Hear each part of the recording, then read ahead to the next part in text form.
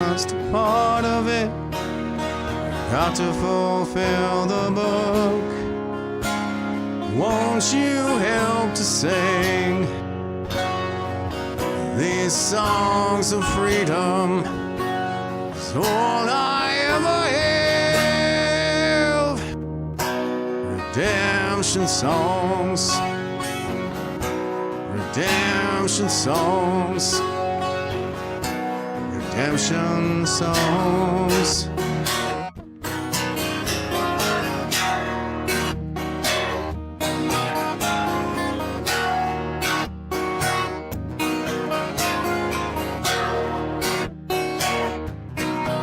Emancipate yourselves from mental slavery.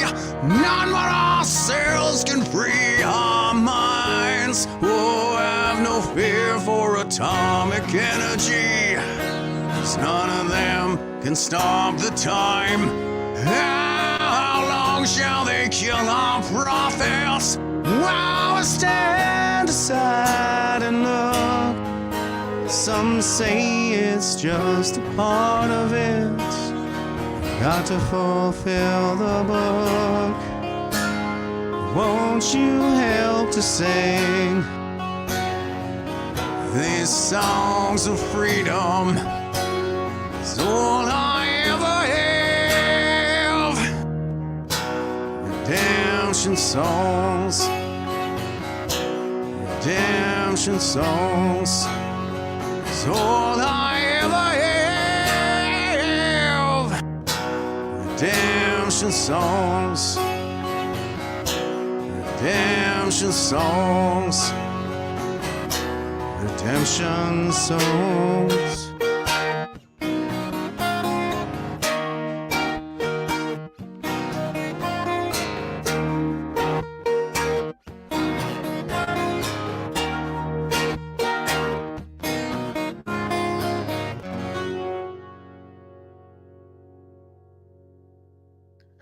Hey, what's up, troops? I'm Sergeant Major with Veterans for Freedom, Jeff Evely, back with you now on this first day of September 2023. September already, holy smokes! I don't know where the summer went, guys. It's been crazy. The time's just flying by. We're so busy with all this hard-working, freedom-fighting type stuff. So I got all the regulars on board. I'll go ahead and say my good mornings. Colleen is here saying happy Friday, folks. Yes, it's Friday. That's right. That's why I'm wearing my red t-shirt, because this is something that we were doing back in the 2000s, early 2010s. Everybody would wear red on Fridays to honor the troops. And that's what the yellow ribbon is as well, that support our troops. So it seems like that's kind of fallen by the wayside in recent years, especially under the Trudeau regime. So we're looking to bring it back here around Veterans for Freedom. It's Red Friday, everybody. And Daryl, our most based of all V4F members, is saying, hey, everyone. Hey, Daryl, what's up? And Kelly is here saying, good morning from Prince Albert, Saskatchewan. Special thanks to the Westerners for being with me so early, as usual. My homie from Cape Breton, James Q, is here saying, good morning, everyone. Good morning, Jeff. Share, share, share. Thanks for the top cover, James, because I am the worst guy for not sharing my own stuff. Please get this out there, folks. We got to get the word out there. And Darlene is saying, good morning, folks. Tuning in from New Brunswick and giving us the heart right back at you. Thanks for always being with us there, Darlene. Holly is saying, good morning, all. Good morning to you. Karen is saying, good morning. Good morning, Karen. Doings over on YouTube is saying, good old Rand. Right on. I'm really looking forward to this conversation with Mr. Hillier. He's been, I think, pretty stellar, actually, throughout all of this. He's been bang on from day one. He's been calling out all of this tyranny and BS from very early on. So, yeah, I'm really looking forward to chatting with him here. James is here saying, Friday with Randy. Nicely done, Jeff. Finishing the week bigly. I love it. Donald Trump quote. He's giving us the triple slashy. Slashy's right back at you there. James and Daisy is saying, good morning from Ottawa. Yes, Chris Daisy is back in Ottawa. Awesome. And Chris and I are working hard together on another project there with the 1 Million March for Children. So everybody go follow that group on Facebook. That's going to be a really big day on 20 September.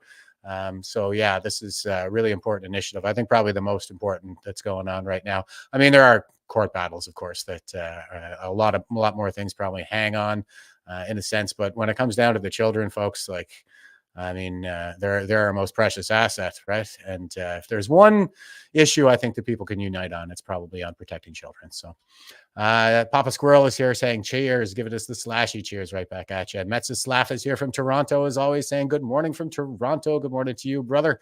And Daisy is giving us the share. Yes, thanks for the top cover, guys. And Scotty says, morning, folks, from Sturgeon Falls on Terrible. Oh, commiserations, brother. No, good morning to you. Jane is here saying, happy Friday, folks. Happy Friday to you, James. And Gloria's here, as always, saying, good morning, everyone. Good morning to you. And Candace is saying, good morning from Chilliwack, BC. Wow, very special appreciation to the Westerners all the way out there in BC for being with me first thing in the morning.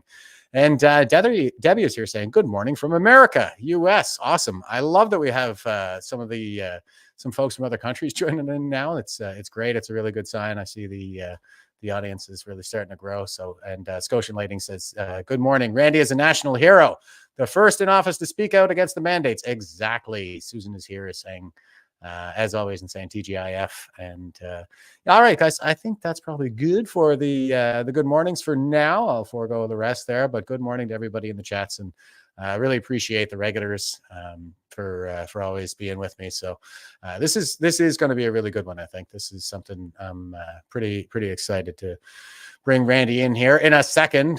First, we'll do our philosophy quote for the day. And this is Sun Tzu, who wrote The Art of War in the 5th century BC. And like I'm always pointing out, the supreme art of war is to subdue the enemy without fighting. So I think that has a lot to do. I think that's why Sun Tzu is still relevant today, is because of a lot of the things that he wrote. Not so much around cavalry movements on a battlefield, but more because of chapter 13 in particular, which is titled The Use of Spies. And we're going to get into that a little bit. I didn't say hi to the folks over on Rumble there, but In It for Love was the first one in the chat saying good morning. So good morning to you for their In It for Love. And thanks for being on board. Okay. And here's our meme for the day. There's the dear leader himself, Justin Trudeau. And if you're just listening, somebody's done a great Photoshop here where they've taken Kim Jong-il's haircut and stuck it on Justin Trudeau. So it's fitting, I think. And it says, Justin Trudeau prepares for a visit to North Korea. Yeah, that's doubly relevant because of the trip to India. That's a reference to that, but also because Trudeau is really the dear leader right now. And we can't have any heroes in Canadian society anymore because in a communist authoritarian regime, the only hero can be the dear leader. And here is a quick clip that I thought I'd show of Randy just to introduce him, and he'll be in here in 1 minute. But I use this in another video that I put together called The Politics of Genocide. There are 10 stages to genocide, and at the time that I made the video, we had 9 out of 10 present, as far as I was able to tell. And I think we're probably all the way to the 10th one, looking at the rates of all-cause mortality at the moment. It's a slow genocide, but this is Randy showing all the courage in the world very early in this whole situation. So here we go. Should prepare for internment camps. In September, the federal government posted a call for expressions of interest for contractors to supply, provide, and manage quarantine isolation camps throughout every province and every territory in Canada. These quarantine isolation camps, however, are not limited to people with COVID, but provide a wide latitude for many people to be detained. Surely this government is aware of the intentions to build these isolation camps from coast to coast. And my question to the Premier is, how many of these camps will be built? And how many people does this government expect to detain? Question. Government House Leader. Thank you, Mr. Speaker. Okay, I think that's probably good there. Anyway, we'll go ahead and bring Randy in. He's been waiting very patiently. Good morning to you, sir. How you doing this fine Friday? Well, it's a lovely, beautiful Friday, getting into the long weekend. And like you, I'm wearing my red, but it's just on my suspenders today. So thanks for having me on.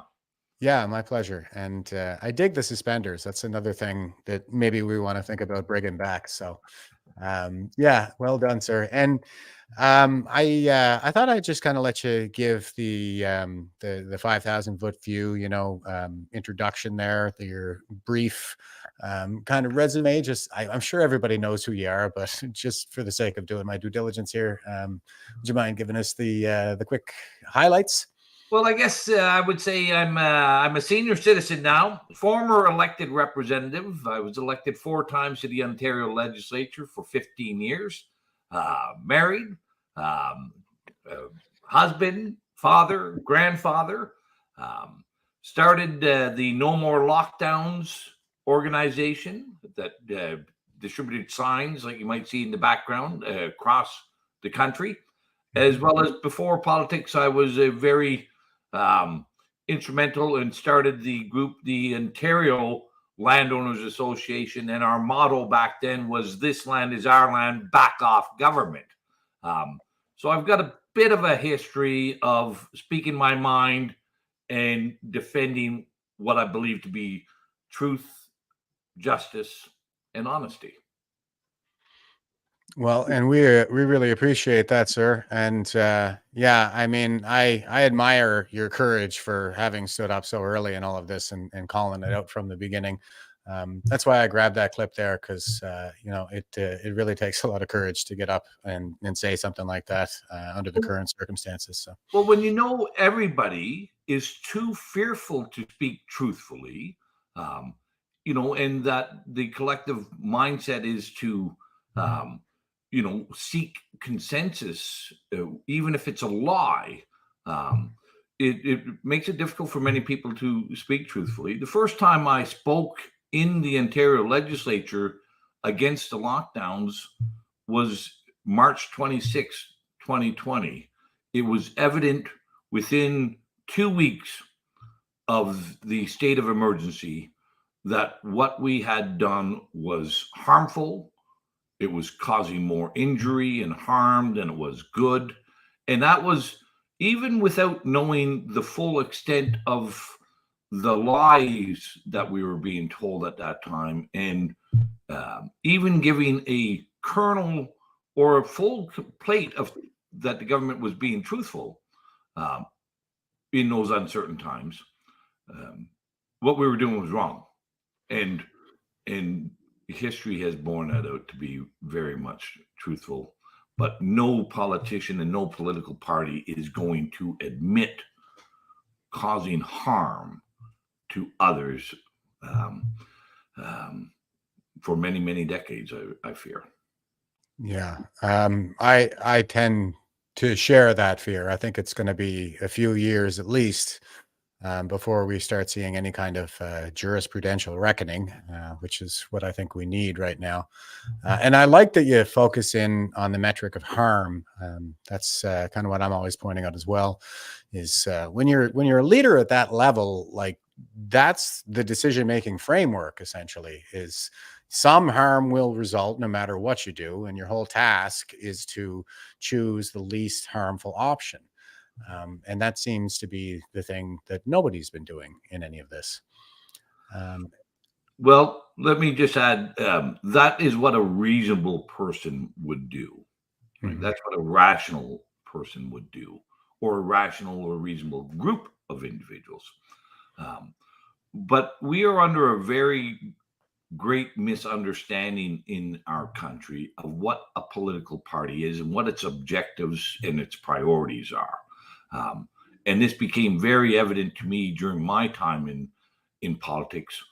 In a caucus, in any established political party that we have in our country, there are only 2 priorities. The first is to, I guess it's only one priority, and then the other ones are mechanisms to achieve that priority. In a caucus, it is only discussed how is the political party going to benefit from a decision of legislation, regulations, or policies. It's not about how will the public benefit or how will the public be harmed. How will we as a political entity improve our position and more likely continue to retain power. Right. A couple of mechanisms on that that is achieved is to ensure that there is a great deal of money and wealth that comes into the party. That's the number one mechanism. And again, that is also to ensure that there's enough votes, to retain that legitimacy in power. So it really comes down to all the decision making comes down to, will it gain us greater number of votes, and will it gain us greater wealth for the political party? It's how it impacts you, Jeff, or anyone in your audience. The political party doesn't give a tinker's damn. Yeah, I think we can kind of see that from the outside too, around here at least anyway. And yeah, it is, I think, the will to power that really does motivate our leaders, especially during the current era. And Cindy Irwin is over here saying, "Morning, Jeff Hart. Sorry I'm late. I had to rescue a turtle that came to visit this morning in the office." Well, oh, isn't that sweet? But you owe me some push-ups, Cindy. So give me 10. All right. So what we're here to talk about today, primarily, as the title says, is we're talking about China-Canada relations. And here's a little clip to give us a snapshot of the current moment. This is MP John McKay. He was a Liberal caucus member. And here's what he had to say. Mr. McKay, can you tell me what you think should be done about the questions being raised now about what the government knew about foreign interference? Well, my views are that this is far larger. That Canada, that the government of China is an existential threat to Canada on a multiplicity of levels, and we need to come to terms with it. Is your government doing enough to deal with that, to confront it? Well, it's not for me to say. Well, you're a member of the governing caucus. The caucus, right. But I think we need as a nation to come to grips with the desire of the government of China to turn us all into vassal states. And I don't think we have it. So you think the public inquiry is warranted then? No, I think we need to think our way through this very, very carefully. Why? What's the risk of it? Well, because it's an existential threat that we've never ever faced before on a multiplicity of levels. It sounds like you're saying it's more of a problem in terms of the election and the democratic process. It's more than the election. It's at the universities, it's at the police stations, it's at the Confucius Institutes, it's at the exploitation of resources, I think it's far bigger. Okay, there you go. So that was John McKay stating that the Chinese government is an existential threat to Canada. And you and I were talking a little bit there prior to coming on, Randy, and you mentioned the Sidewinder report, so I thought I'd dig that up as well. And do you mind just giving us the quick highlights on where you see this issue, I guess, just to kind of start us off? Well, let's just first off say, what John McKay just said was a good illustration of just how stupid people in political parties are, or naive, if you want to use a more diplomatic word. Most people in a caucus only believe and understand what they've been told or what they have read in the mainstream media. They do not recognize their own experiences or observations. So he was parodying a line. And I will say to you, Jeff, and everybody listening on this podcast, there is no such thing as China interference in our government. The relationship between the Canadian government and the both the Communist Chinese Party and China's corporate interests, and they're pretty much one and the same, is a relationship that both parties benefit from, both parties promote, and both parties continue to advance. our government does not allow anybody to interfere with their agenda. This is a financial and to a lesser degree social or cultural relationship, but mostly a financial relationship. Project Sidewinder that you just brought up, that was done in 1997 by RCMP and CSIS. It was a joint program. The Chrétien government buried that. And never allowed it to see the light of day.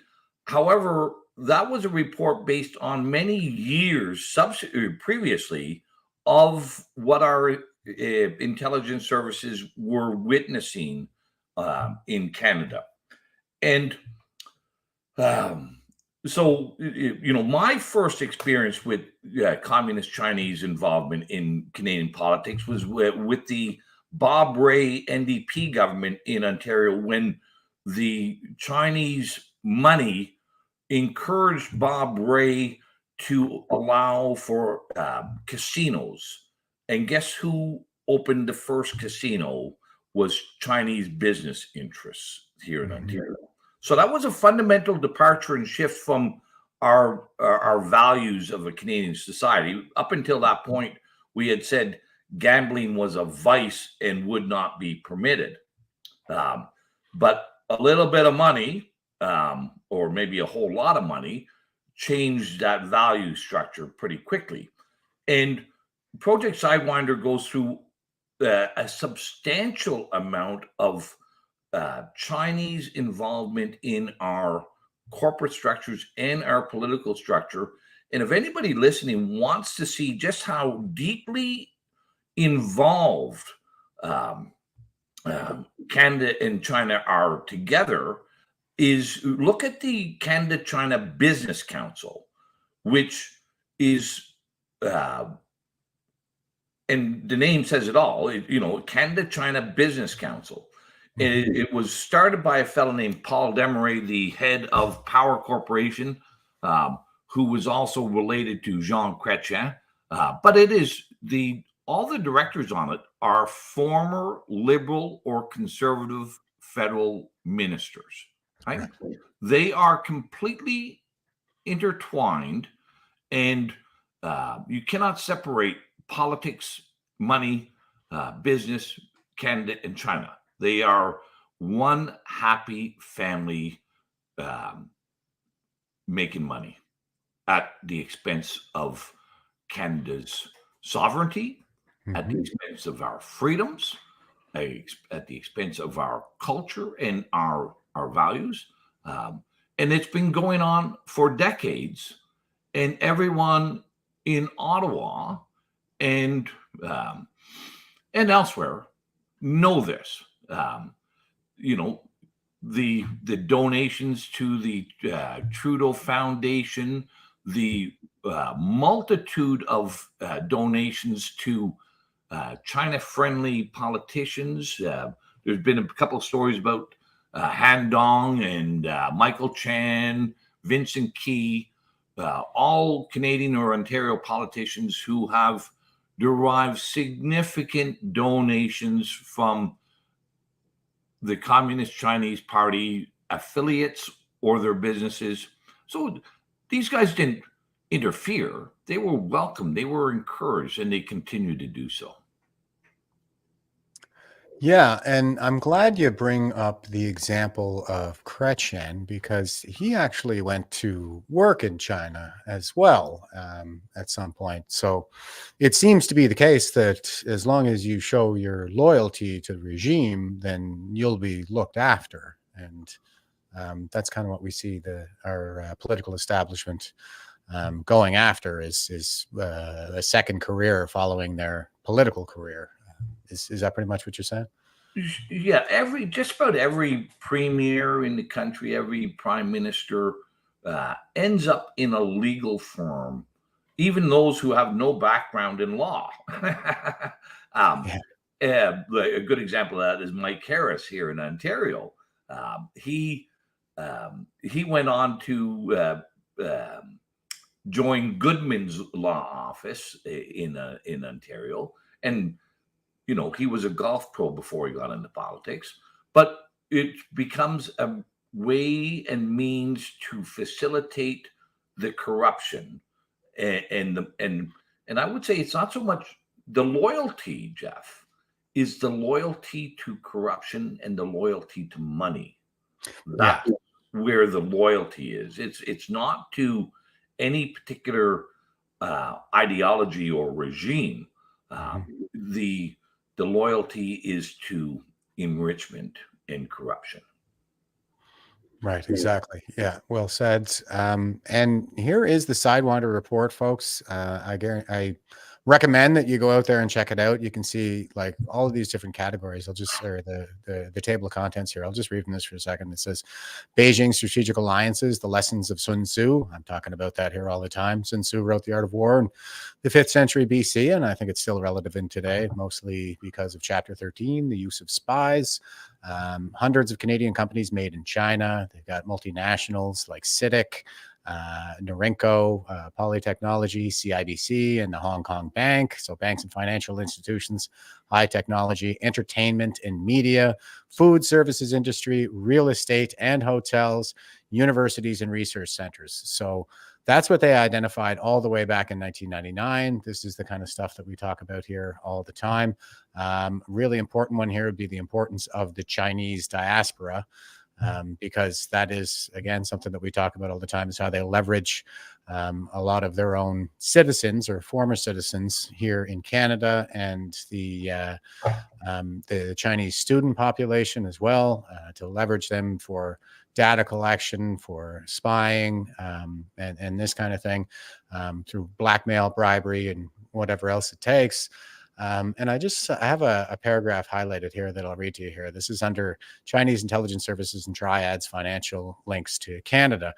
Since the mid-1980s, a substantial immigration flow from Hong Kong has taken place, and Canadian authorities were first alerted when a significant presence of Chinese organized crime elements among this group was detected. Many came through the quote-unquote entrepreneur and investor, close quote, immigration program, and some of these criminals even have succeeded to obtain their Canadian citizenship. Although not all immigrants in these categories are suspected, two particular groups of individuals raise concerns. Two other groups have also taken advantage of the entrepreneur and investor categories to immigrate and to invest in Canada. First, a certain number of very rich Hong Kong Chinese business people, tycoons, who are known to have been cooperating with the Chinese government for years. Then a group composed of associates and relatives of China's leadership and the Chinese intelligence service. Intelligence reveals that certain individuals of these three groups have been working for over 15 years in concert with the Chinese government and some of their, quote, financial ventures, close quote, in Canada to serve and conceal criminal or intelligence activities. So they're saying that was going on for 15 years.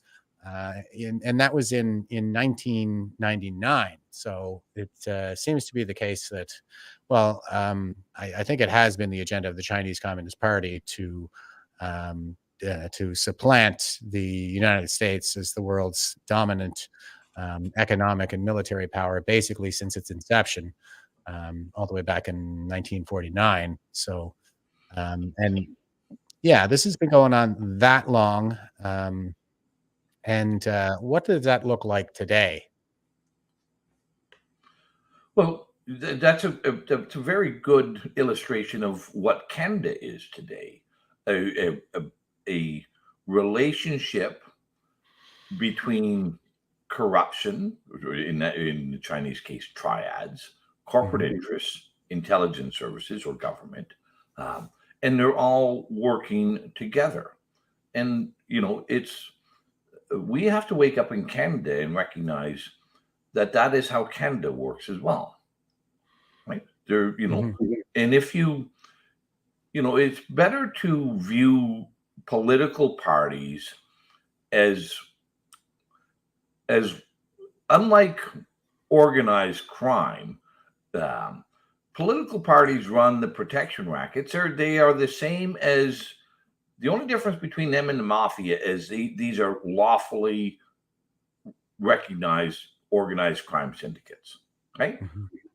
They run protection rackets for their preferred industries, their preferred donors, their preferred outcomes, and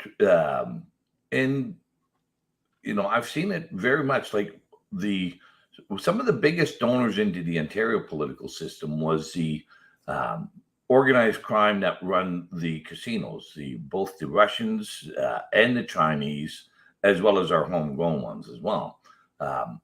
It is a nasty, nasty little place, and most people in politics don't even understand just how corrupt it is, because you really have to peel back the layers of the onion to see just how stinky it is in politics.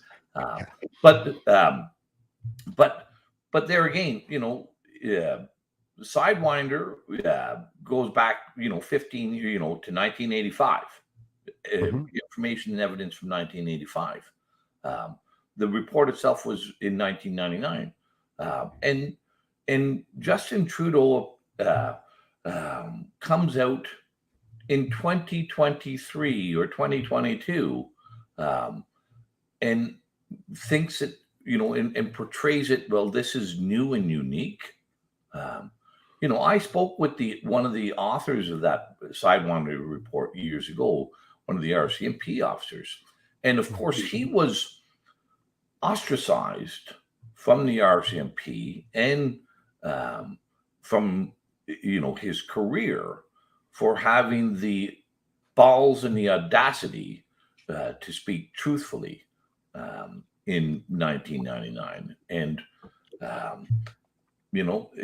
he was one of the ones who first blew the whistle on how the Canadian consulate in Hong Kong was working with the triads and the Communist Chinese Party to create visas and facilitate the movement of dirty money and corrupt people into Vancouver. He's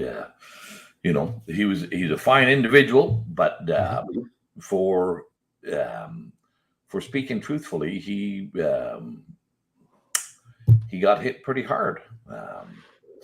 Yeah, that seems to be a growing trend. Even with the CSIS whistleblower, it seems to be that the political establishment has identified the real problem there to be the whistleblowing itself, as opposed to the corruption on which the whistle was being blown. And they talk quite a bit about these financial interests. Like I said, all these different headings, it's all the way down to, the universities and research centers, those Confucius Institutes, like we saw Mr. McKay highlighting there, and real estates and hotels, the food service industry, everything. So I like to highlight some different examples of suspicious activity, I think, that could fall into this category. And here is the Sunrise Group here, and this is their homepage here, and this is what they do. This is consulting, immigration, study abroad in Canada, Sunrise Capital. I'll just read a couple of underheadings here. It says under the study, it says Study Abroad Canada is an internationally recognized language school that has been offering programs since 1994. The Private Language Institute is registered with the federal government and is recognized by PEI, Standing Committee on Education and Innovation. The consulting portion here says Sunrise Consulting provides services in a wide range of clients, small, medium, and large private sector companies, governments, and educational institutions throughout Canada, China, and the rest of the world. We've talked about this here before, but I'll just do a quick review. I think I only did one podcast here on it, and let's take a look at the message from the president. So here's the message from the president. This is Frank Zhu. I mean, his real name is Schwan. I think that's how you say that. It says President of Sunrise Group, Board of Directors of Atlantic Provinces Economic Council, Executive Board Director, Secretary General of Canadian Chinese Friendship and Goodwill Association, Board of Governor of University of Prince Edward Island, Top 75 immigrants of Canada in 2015. Now, We just go on here. Here's another example from Atlantic Business, how Charlottetown entrepreneur Sherry Wang made the grade. And it says, Sherry Wang came to Canada in 1999, graduated from Simon Fraser University and moved to Atlantic Canada in the mid-2000s. Quote, first I struggled, but I was attracted by the beauty here, and this became home, close quote, she says. Today, Sherry guides an array of companies from Charlottetown to Beijing, providing services in areas such as education, international business development, and trade and logistics. In 2009, she became the co-owner of Study Abroad Canada. That's the heading that I just read there on the previous page. The only language school in PEI that is Languages Canada certified. Study Abroad Canada has pathway arrangements and many regional colleges and universities, and offers programs targeted at international studies and newcomers to Canada. And here is Mr. Frank So and Sherry Wang, shiny happy people, holding hands. And it says, chairman of the Ascension Group and chairman of CISBOR International Education were invited to participate in the 70th anniversary series National Day. And it says here on October 1st, 2019, Mr. Zhao Xuan, chairman of the Ascension Group, and Miss Wang Su. So, I mean, their Western names are Frank Zhao and Sherry Wang. And she says, chairman of Thinking International Education, were invited to participate in a series of activities to celebrate the 70th anniversary of the founding of the People's Republic of China in Beijing, China. In the name of the Grand National Day reception held in the People's Congress Hall, the celebration of the 70th anniversary of the founding of the People's Republic of China, and the National Day Parade held in Tiananmen Square, and the celebration of the 70th anniversary of the People's Republic of China, together with VIPs from all over the world, witnessed the magnificence of the 70th anniversary of the founding of New China. The founding of New China is essentially the founding of the Chinese Communist Party. And if you just kind of scroll down on this a little bit, you can see that it's straight out of the propaganda book of the Chinese Communist Party. They've got all kinds of little military parades going on and all that great stuff. And here they are being honored back in Beijing for establishing these connections and these business associations in PEI. So it's I would say suspicious that this kind of thing is going on all over the place, and most Canadians are none the wiser. What do you think, Randy? Well, I'm going to recall a little story of a personal experience, but I just want to add in, a lot of people will have forgotten about the two Chinese scientists at the Winnipeg Biosecurity Lab, level 4 in Winnipeg, that have disappeared, that were under some criminal investigation. But somehow they managed to escape Canada without any penalties or whatnot, and also the length at which Justin Trudeau and the government went to prevent Parliament from investigating that. Well, that's that's an important element. Just it's in every one of our institutions, whether it's the Biosecurity Lab or whether it's Simon Fraser University or the Atlantic Council or go on and on, or public health or whatever. But that little clip that you showed reminded me of one of my first interactions. It was in 2009. We had a caucus meeting. I was in the Progressive Conservative Caucus here in Ontario, and one of the individuals informed us, or I guess the Speaker of the House informed us, that in the coming week would be a flag-raising ceremony and recognition of the 50th anniversary of the Communist Chinese Party in China. And that caucus was expected to go out on the lawn of the Ontario legislature with all the other parties and show our devotion and our friendship to the 50th anniversary of Mao Zedong's rise to power in China. Right. Yep. And I was furious and I stood up and I said, what the hell are we talking about? Here is a country that has subjugated Tibet, overrun Tibet.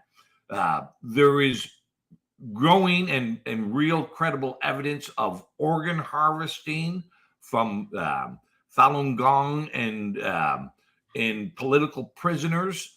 There is significant evidence of oppression against the Muslim Uyghur minority. How could we possibly, as defenders of freedom, democracy, and justice, go out and applaud these actions? And of course, it wasn't the first time I lost a battle in caucus. Most of the caucus members, again, were not even, they may have been superficially aware of what the Communist Chinese Party actually did. But we, as a party, gained a lot of donations from the Chinese community as well. And let me be certain, let me make, not every, there's a great many people of Chinese origins who have come to Canada for freedom, for justice, for Absolutely. democracy. The overwhelming majority of them. However, there are those that have not come for those reasons as well. But that was just a little my first interaction with why is the political party that I believe to be most closely aligned with my values out there applauding and commemorating a regime that is engaged in atrocities against others. But they did it. Right. So Yeah. I mean, I've noticed that too. Like, for example, there was a bit of a stink that was put up when Slug Ford wanted to raise the Chinese Communist Party's flag in Queen's Park to commemorate their, I think it was the 75th anniversary or the 80th anniversary. There was a little bit of a backlash over that, but it really, I think, speaks to the mindset of the political establishment right now with respect to China.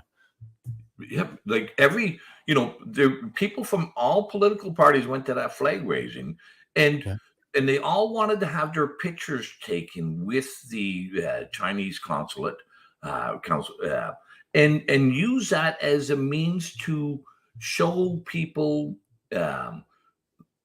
in the Chinese community just how friendly and how open they were to doing business with the communist Chinese.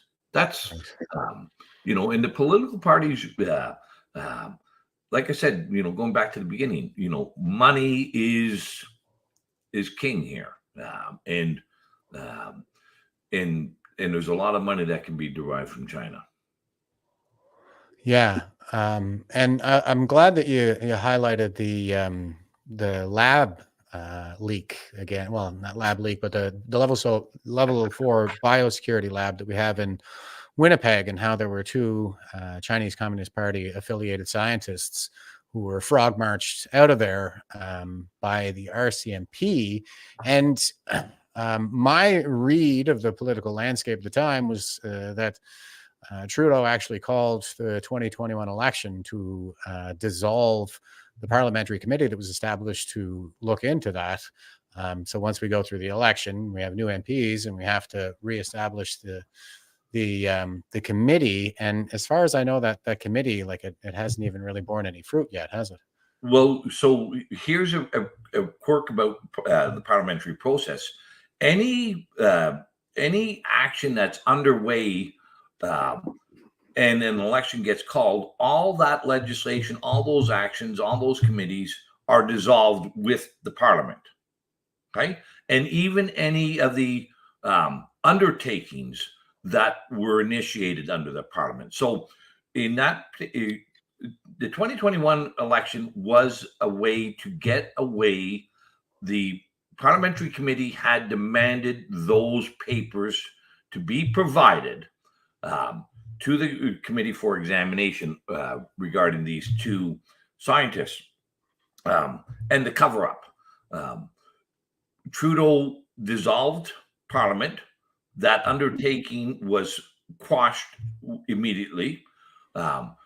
Trudeau then orchestrated the deal, of course, with Jagmeet Singh as well, that the NDP would support Trudeau and that they would not bring that back up in the committee, and they would oppose that undertaking in the committee. So now it was still a minority parliament, but Trudeau had both control in the legislature and in the committees with Singh's collusion. So that has never been allowed to be examined by Parliament, and both Singh and Trudeau are complicit in that cover-up. Yeah, but there's so many more. Look at how we treated that Huawei executive who, you know, and how that played out, and the involvement with the two Michaels, the two Canadians in China who were held and detained for a number of years, and Han Dong and a few other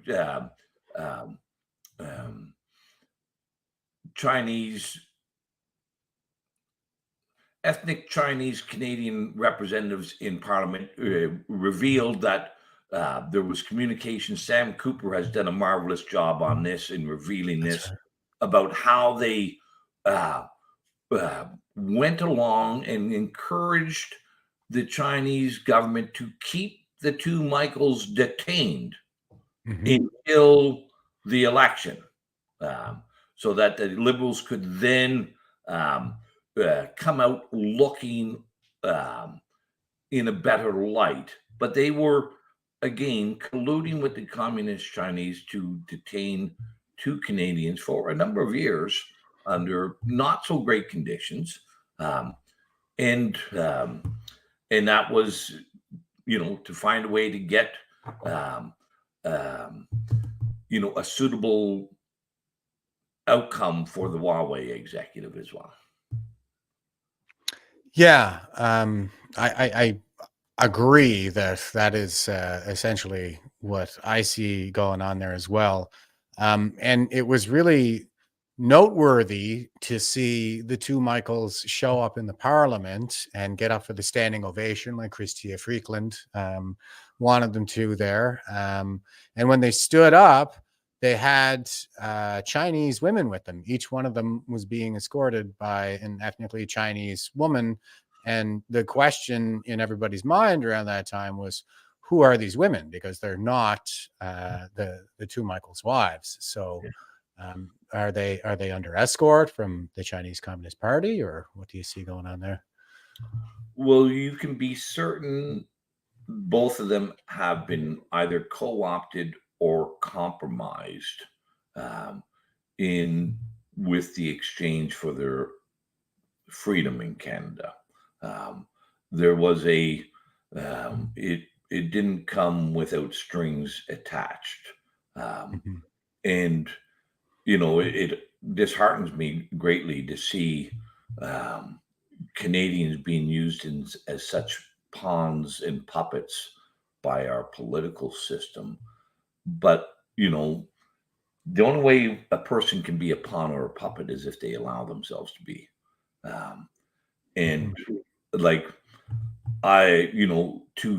With the revelations that have come out about how our government was complicit in the detainment of the two Michaels, it was disheartening to see them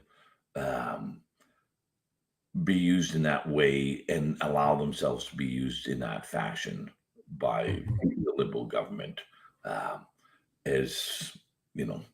but who knows what the deal is behind the scenes. you know, I don't have that.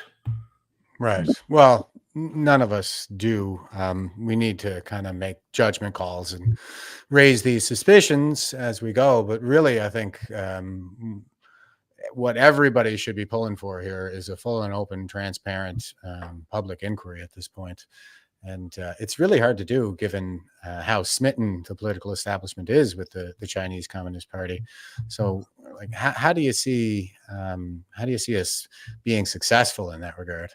Well, I'd like to just maybe add to that or nuance it. It is, Yes. the Communist Chinese Party is just one facet of the corrupt relationship with our government. And by no means are they I don't even know if they're the most significant partner in the corruption in Canadian politics. They're certainly a big player in the corruption, but it is our government who is corrupt. And this may be a hard thing for people to accept. And I don't say it lightly, but our government is a reflection of Canadian values and morality because we are the ones who elect them, right? Like, that's the bottom line here. Canadians have elected, and it's not just one time that they've elected a corrupt government, and re-elected a corrupt government, and you see, maybe to give a proof point to that is the SNC Lavalin case with Jody Wilson-Raybould. So here was now SNC is not a Communist Chinese Party appendage, even though they do lots of work in China. They are a homegrown Canadian firm, a large firm. They were engaged in corruption here and abroad. Fortunately at the time, we had one elected member who was in a position to do things as Minister of Justice, Jody Wilson-Raybould, and she refused to engage in the corruption. She was tossed out from the Liberal Party, and in the subsequent elections, once again, we elected the corrupt parties. So, one must, however distasteful it is, say that Canadians are okay with corruption.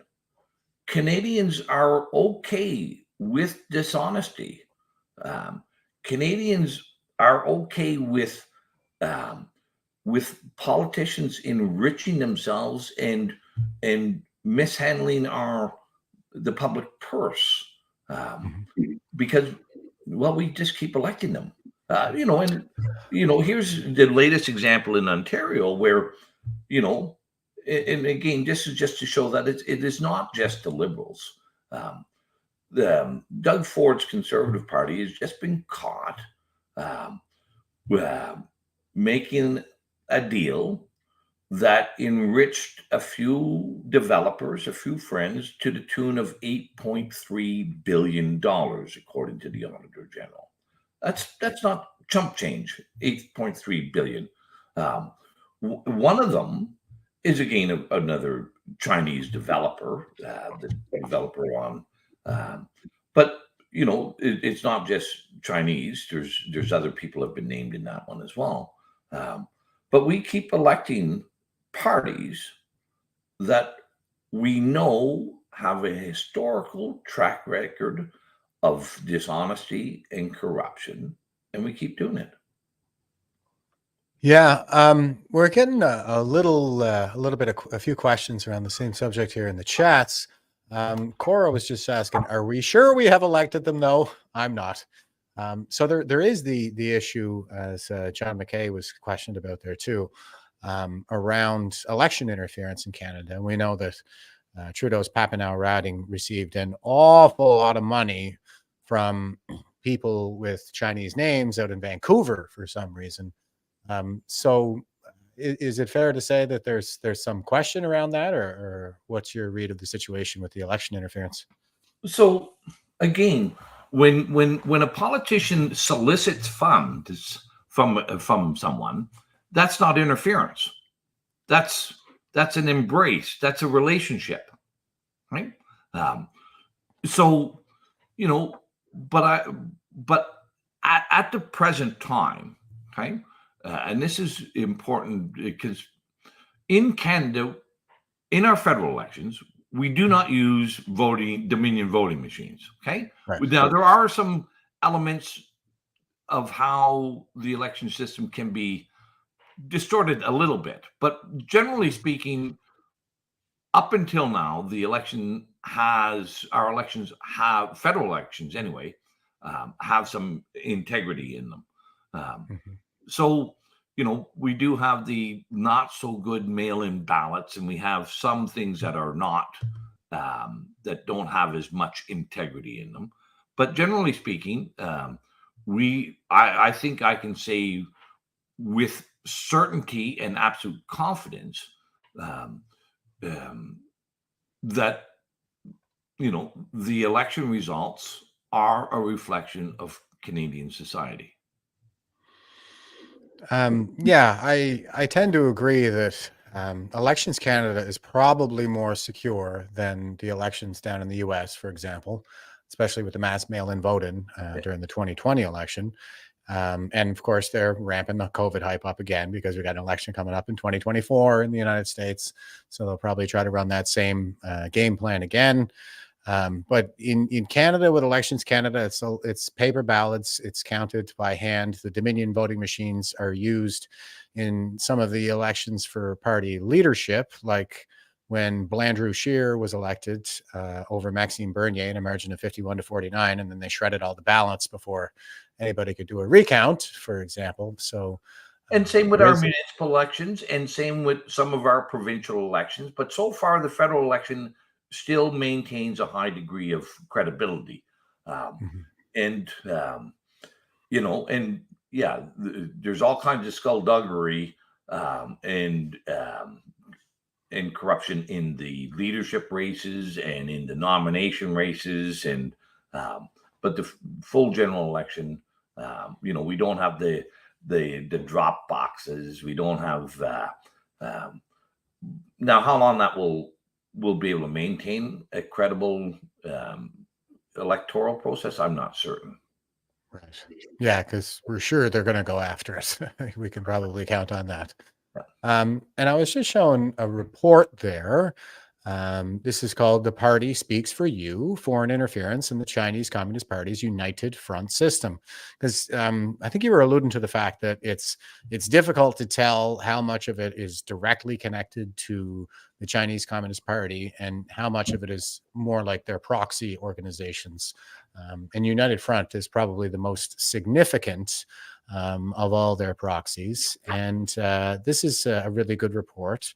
Here, I'll just read a few of the headings here. It says United Front work, a Xi family business. A lot of this is nepotism, gangsterism. The Chinese Communist Party is effectively the dominant gang in China, and they're aspiring to be the dominant gang of the world. And I like that you use the word racket. It is essentially a protection racket. I mean, all government is essentially a protection racket. It's just that our governments have the social license of the people through the franchise. But that is not the case in China. It really is just kind of the dominant gang that leads there. I'm going to, they talk a lot about like propaganda, agencies, groups targeted by United Front work, foreign interference in the United Front system, so on and so forth. And here's a quick snippet here under the first heading of what's the problem. It says, The United Front systems reach beyond the borders of the People's Republic of China, such as into foreign political parties, diaspora communities, and multinational corporations, is an exportation of the CCP's political system. It undermines social cohesion, exacerbates racial tensions, influences politics, harms media integrity, facilitates espionage, and increases unsupervised technology transfer. Sound familiar? But once again, let's just add to that. We have a prime minister who is on the record, and has never retracted this statement, that he admires the communist Chinese system. Yeah. Okay. So again, how can one call this interference when the head of our government says this is the way we ought to be? Okay. You know, it's bullshit what, and, like, how can any God-fearing, freedom-loving family individual in Canada actually cast a vote for someone who says, I admire the communist Chinese system, right? Like, but I'll add one little element to what you said there as well, Jeff, if you don't mind. And that is you mentioned that we have the franchise here and that the Chinese don't. Well, that's not quite true. They have a vote as well. Now, there's only the Communist Chinese Party that they can vote for, right? Yeah. So, they are very clear and upfront that there is a single unified political system under the Communist Chinese Party. We are still under the illusion that our established political parties are different. All our political parties are indeed singular in there is hardly an ounce of daylight between any of them. They may be critical of one another for some theatrical benefit, but who of them? We have 338 members in our parliament. Did any one of them speak out against lockdowns and against the violations of our constitutional freedoms? Well, the answer is no. They all buy into the climate change hoax. They all buy into the globalist agenda. They all buy into abortion, like any of the substantive policies. They are singular in their advancement. There may be one or the other may have their foot on the gas pedal a little more than the other one, but they're all heading in the same direction. Yeah, and Lori is, and I agree. I mean, like, I think that both or all the political parties serve the same establishment essentially, and what we have right now is not really political leadership so much as it is more like a kabuki theater, where the people we see on the stage are really just the marionettes, and it's the shadowy figures in the background that are really controlling them. And Lori is asking, how many Chinese Canadians have had their votes influenced by the CCP and how many ridings? Well, I think that's the kind of thing that we would need an inquiry to really sort out. But there is an awful lot of activity in that vein over there on WeChat. What do you think of that one there, Randy? Well, I would say it's probably a similar proportion to the number of Canadians who are influenced in their political choices by money, right? And whether the money it comes in the form of a CERB check, or whether the money comes in the form of a policy decision, or whatever, it's they are. if that's going to be your determining factor, and I think there's a lot of Canadians who vote based on their own, what they see as their own financial position, protecting it or improving it. And I think it's probably equal with the number of Chinese diaspora who, like, I don't see how it would be any different. Maybe I'm missing some of that, but doesn't appear to me to be much difference. Yeah. And we were just looking at the United Front document there, that report, and I'm always interested in, well, we talk about the psyops around here quite a bit. A lot of us come from a military background, and fifth generational warfare, that kind of thing. But fifth generational warfare is not really anything new. It's probably first articulated by Sun Tzu in the 5th century BC in The Art of War, where, essentially he talks about subverting a state, engaging in a practice of elite capture, turn the state against the people turn against the state, pit all the different ethnicities off each other, and we'll all just kind of be at each other's throats until the state effectively implodes on its own, and then we'll have to be content with whatever solution the Chinese choose to impose upon us. But it mentioned the use of racism in a lot of the United Front's work, and this is something that we see in Canadian politics all the time. Is how we're all being called racist all the time. And here is Senator Wanpao Wu, who denounces the RCMP allegations of Chinese government interference in Canada during a news conference on May 5th, 2023. And the title of the article here is "Chinese Exclusion Act Should Be a Warning of What to Avoid with New Influence Registry," Senator says. "We need to be vigilant against new types of legislation that also bring about exclusion of any sort," Senator Wanpao Wu said.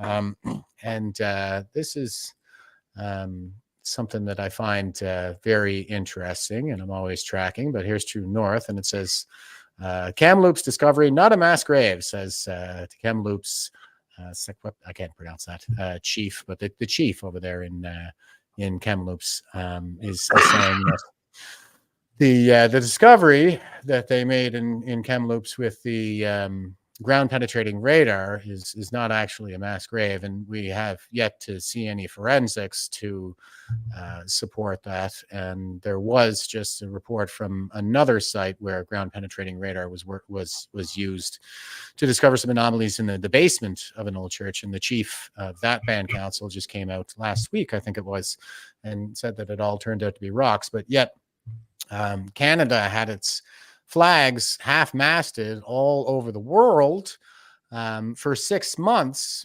in order to atone for our racist past on this frontier. It was all predicated on this discovery, I guess, the ground penetrating radar preliminary report that indicates soil disruptions in the vicinity of Kamloops. And here's another one here where they're taking down the statue of Cornwallis. It says this is the National Compost, and they say the true history of Cornwallis shows he's more of a victim than a villain. If we want to punish the fellow responsible for all that bloodshed and sorrow almost 3 centuries ago, we've got the wrong man. And the crux of the article here is that basically the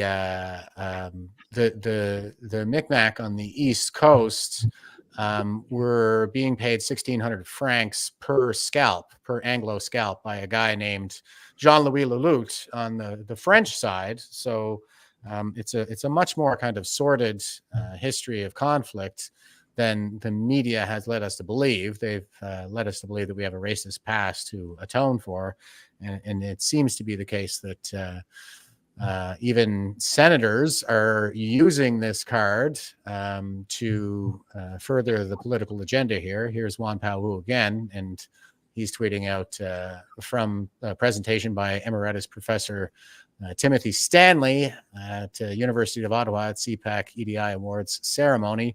Hashtag Chinese Exclusion Act centenary. Is that a centenary? I think you mean centennial. This is he's tweeting out this slide from this presentation, and this is John A. Macdonald's greatest achievements, 1885, and some quotes here that are going to be very distasteful to a modern reader, but it says Chinese eccentricities, Chinese immorality, Asiatic principles are aberrant to the Aryan race and Aryan principles.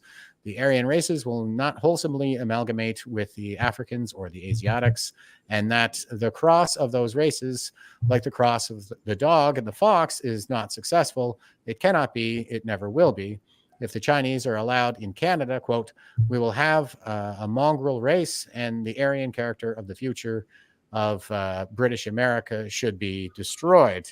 Yeah, that's, oh, sorry, hang on a second, but yeah, that doesn't sound so good. This was my reply. I just put this up this morning while I was researching this to Yun Pao Wu. This is a laundry detergent from modern day China. A laundry detergent commercial, I'm sorry, from modern day China.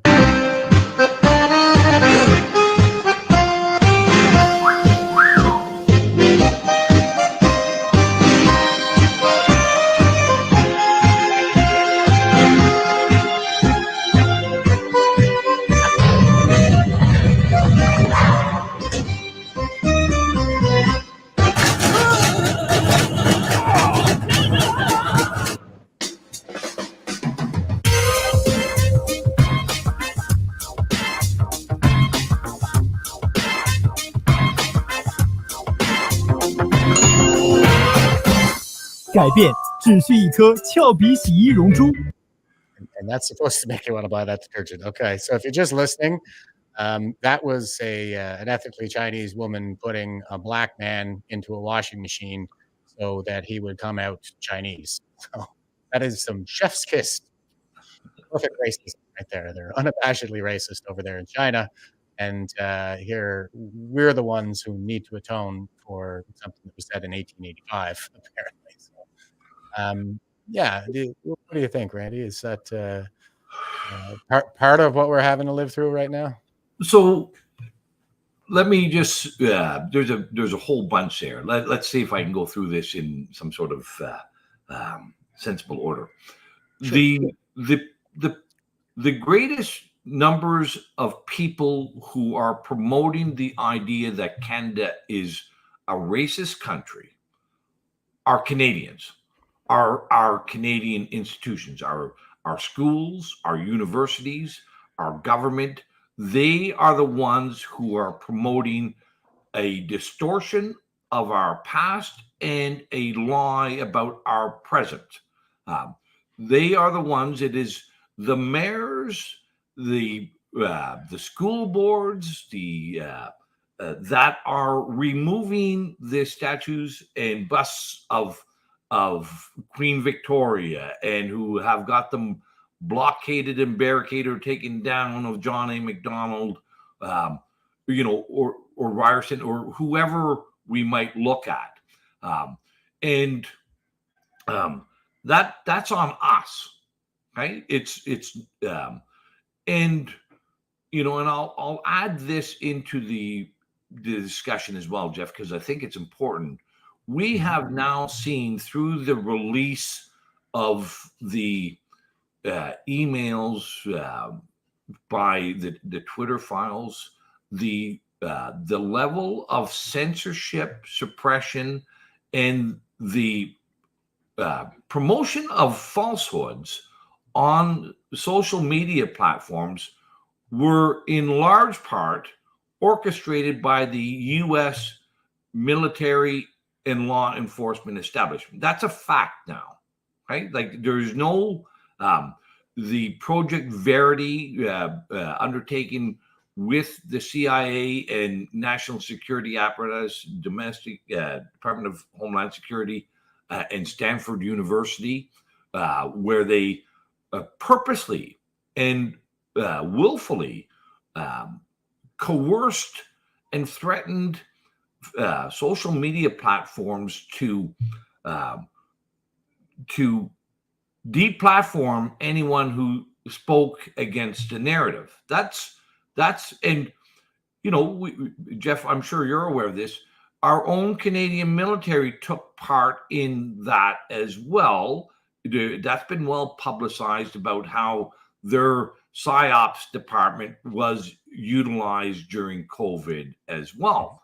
So, and again, that's not to diminish the Chinese involvement, but when you look at things with the evidence that's now available, we are the ones who are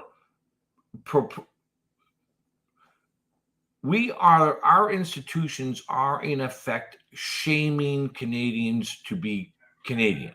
Okay, like it wasn't just an error that we flew our flag at half mast for the better part of a year, actually, Jeff. It was to tell Canadians that we should be ashamed of who we are, that we should be ashamed of our past. And I will say this, since under British rule first, after the 7 Years' War, when England defeated France and took over what was called New France or then British North America, we had never engaged in a single war with our native population. Never. Right? That's our history.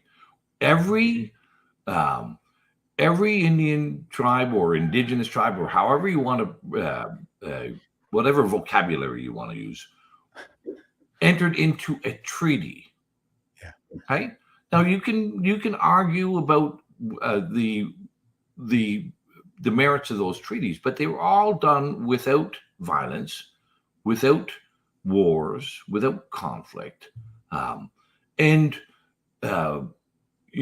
we established and our native populations fought with the British administration during the War of 1812.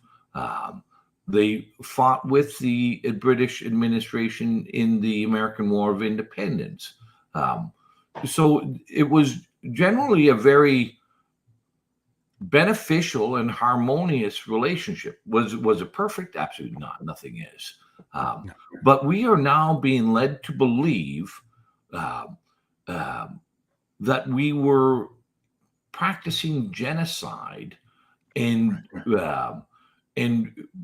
telling complete falsehoods about these mass graves and that don't exist. I could get into this in much more detail because I have read all the treaties that the Canadian, Ontario, or previous British administration entered into with our native populations in Ontario. And it tells a very, very different story than what our history teachers in our schools are now telling.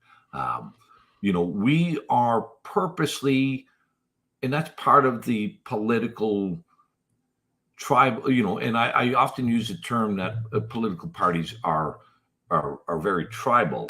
Yes. They intend to cause division with the population. That is, they get their tribe riled up and motivated and to hate the other tribe rather than having a conversation, rather having a discussion.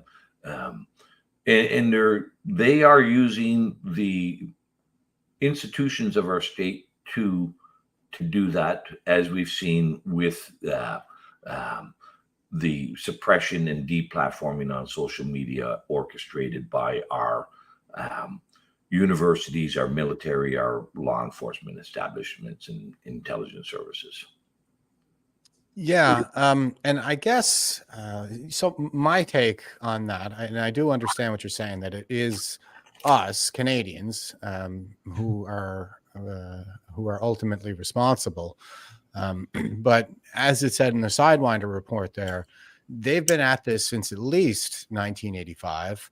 And well, a big part of the strategy has been to infiltrate the university, not just the university, all the institutions really, but the university is key in all of this. And so it seems to be the case that perhaps we're reaping what they've sown at this moment in our history, with 2 generations of university educated Canadians moving into the institution, having been miseducated in this doctrine of Canadian racism and colonialism and this kind of thing. And they essentially turn our elites against us. And that is one way in which they capture the elite class is ideologically through this ideological indoctrination that's taking place in the universities where education should exist. What are your thoughts on that? Well, that's all true, but we continue to support it. We continue to send our kids and our grandchildren to university, and we continue to support the public education system with their trans agenda and purposely confusing and exploiting our children and causing harm to them. Well, as long as we're going to continue to support corrupt institutions, we cannot expect honest and good institutions. Listen, that's one of the blessings. There's not many blessings of COVID, but one of the blessings has been that a far greater number of Canadians have now realized that Canada is not what we think it is, right? That it something happened along the way, and are now inquiring and seeking and understanding their own observations rather than just the government narrative. But until we have to somehow find it within ourselves to reject the evil that has become, part of the furniture in Canada. Our institutions. So people, when they see manufactured lies about Sir John A., people have to speak out and say, no, that's wrong. When they see their children being indoctrinated into a trans ideology, they have to speak up and say, no, that's wrong, and we're not going to accept that. When they see our government involved in corruption and bribery and whether it's with the Canada-China Business Council or whether it's SNC-Lavalin, we have to say, no, that's not acceptable. And we have to not just vote for another corrupt party. We have to make the change, right? This system cannot change without Canadians making the decision to change. Right, and I'm glad that you mentioned the trans agenda in there and Canadians making the decision to change, because we do have this event coming up in September on the 20th. This is the 1 Million March for Children webpage. So this is something that V4F is supporting, and we have multiple volunteers engaged in the planning and coordination and attendees, speakers for the events. So this gives me an opportunity to plug for this this event. So it's the 1 Million March for Children.com. And again, that's coming up on September 20th, 2023. And all over the country, we see that people are engaged here. We have marches going on in just about every province now. Last time I checked the list, we had over 30 towns and cities all signed up to do this. So there are plenty of signs of people waking up to these issues in various ways. If not making the connection to the Chinese Communist Party, then at least they're starting to see through some of the BS here. So that is encouraging. I think that people are waking up. And I guess I'm wondering what you're doing on the 20th there, Andy. Well, so many of your audience and yourself probably aren't aware. I am under a significant, not only do I have a significant number of charges still against me, but I'm under significant court restrictions. I'm not allowed to be in Ottawa. If I go to Ottawa, I get a go directly to jail card for breaching my violations. If I am seen in proximity of or in discussion with a whole host of people, many of who I have never met and don't even know them, I would wind up back in the Crowbar Inn. I am not allowed to speak on social media regarding the convoy. I am not allowed to speak on masks. I'm not allowed to speak on jabs. There's a whole host of conditions that have been imposed on me, as well as the criminal charges and the remaining provincial offense charges. So, I have to take that into consideration, and that has limited my my being out in public. I can't speak very well or reach many people if I'm back in the Crowbar Inn. Yeah, exactly. And I was just saying as well, I'm not allowed in Ottawa either, because I was one of the veterans at the monument during the trucker convoy, and I was arrested there. And conditions were imposed for me not to return to the downtown core, which, I did for Rolling Thunder, and then I was rearrested, and now the area to which I cannot return has been expanded to the greater Ottawa area. So that's Aaron Pryor to Rockland, if you can believe that. But so I'm actually thrilled that the main event for the 1 Million March for Children is taking place in Toronto, because that's something that I can attend. So I'm really looking forward to that. Yeah, no, I think these are it's wonderful that now Canadians are waking up to the attack on. It's not just an attack on our children, Jeff. No. And for people that want to, I have a little series. It's called the Scuttlebutt Lodge podcast series on my YouTube channel, where I discuss my observations and experiences during elected office. And one of them is entitled How Governments Groom Our Children. And I speak about the first time that I became aware of this agenda in politics, and how every political party was involved in Ontario in the adoption of the trans movement and the trans ideology. And it was first initiated in 1995 that I'm aware of by Kathleen Wynne, who went on to become the Premier of Ontario, Olivia Chow, who is now the Mayor of Toronto, but at the time was a Toronto School Board trustee, and it was also an NDP member of the federal government, and how it was adopted by the Mike Harris government, the ultra-conservative Mike Harris government in Ontario. And this policy, it was called the Anti-Heterosexual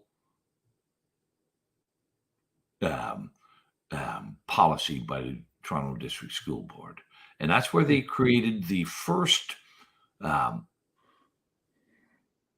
the first exclusively trans LGBT school in Toronto in 1995. Right? It was done quietly. Some people in politics knew about it, but when I first found out about this, it was shortly after I got elected in 2007. I raised it up in caucus. I was speaking with another colleague, and we were both aghast that there was an exclusively trans LGBT school in Toronto, and the guy next to me, one of the most prominent social conservatives in the party at the time, turned to me. He says, "You shut up. You're not talking about this. This is not for you to talk about." Now, that was my only a few months after I got elected. I was still learning the ropes at that time,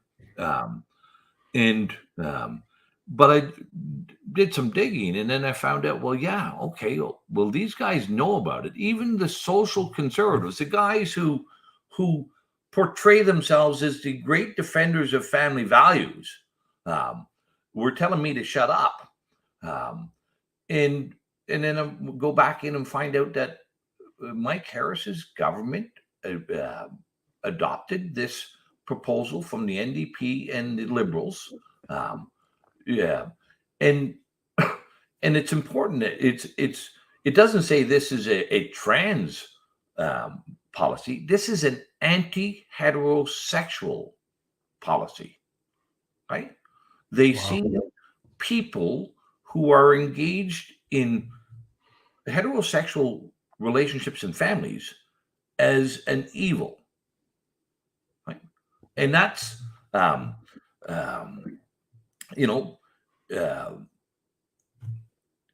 I get it. It took me a long time to find that stuff and find out who was involved and whatnot. And it's, the people who are promoting this agenda all talk about bullying and stopping bullying and whatnot. It's all a lie. It's all a narrative to disguise what they're actually doing. So I'm wonderful that a number of people have realized this. I hope we get more than 1 million Canadians out. Just in Toronto would be nice, but we need, this is an attack on the very, our country cannot exist if we see families as evil. Whatever weakens the West is true.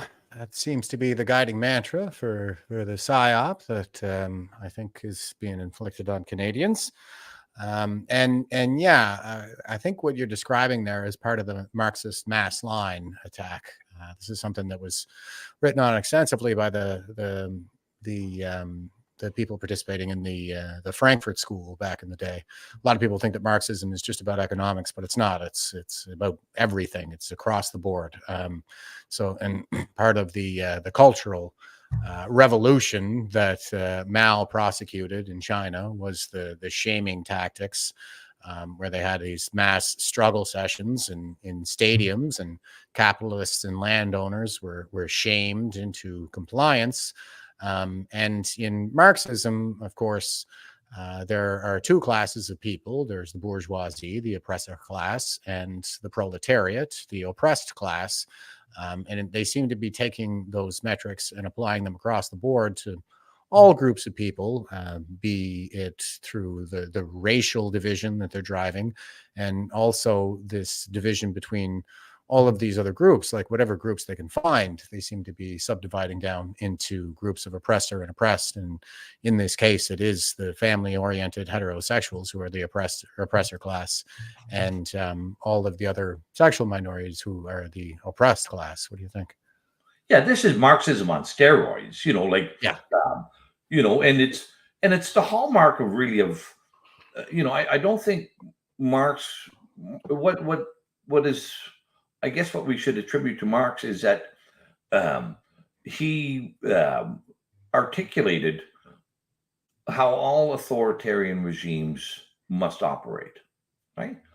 They didn't call it that. They called it the Communist Manifesto, of course, and they and they wrapped it up in nice language, the workers of the world unite, etc. But but division. That's the key to an authoritarian regime, division. Now, in the former Soviet Union, we had things, the divisions were amongst the bourgeoisie or the proletariat or the kulaks or whichever. Now we've gone on steroids on this. Now we have divided and use this term intersectionality and whatnot, Right. to indigenous, to gay, to lesbian, to language, to religion, to it's just an untold number of divisions that once you've accepted any of those, you've accepted that your society must always be in conflict, that there can never be peaceful harmony or balance, that you are in a perpetual state of conflict. And another word for conflict would be war. You are always at war with everyone, and that's again all our political parties have adopted that mantra. It is fundamental to how they operate the election cycle, and and we have to say, I'm speaking to you, Jeff. Like when we, even before we spoke about coming on the show, we didn't ask one another what your religion is or what mine is, or what your sexuality is or what my sexuality is. There was none of those things were important, right? But every institution in our land says that is what defines you, in that you must find out what is that division point with everyone that you come across, and make sure you attempt to ostracize, vilify, and express your animus towards anyone who is not within your tribe. Yeah, and I like how you're highlighting the tribal aspect there, and I would recommend a book by Yale professor Amy Chua called "Political Tribes," where she makes the case, I think, quite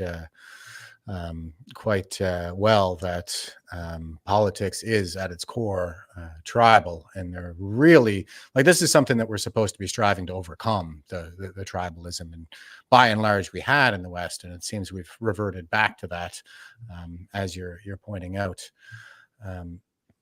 And I'll throw to another report here. This is the new federal state of China, if you want to go check these guys out.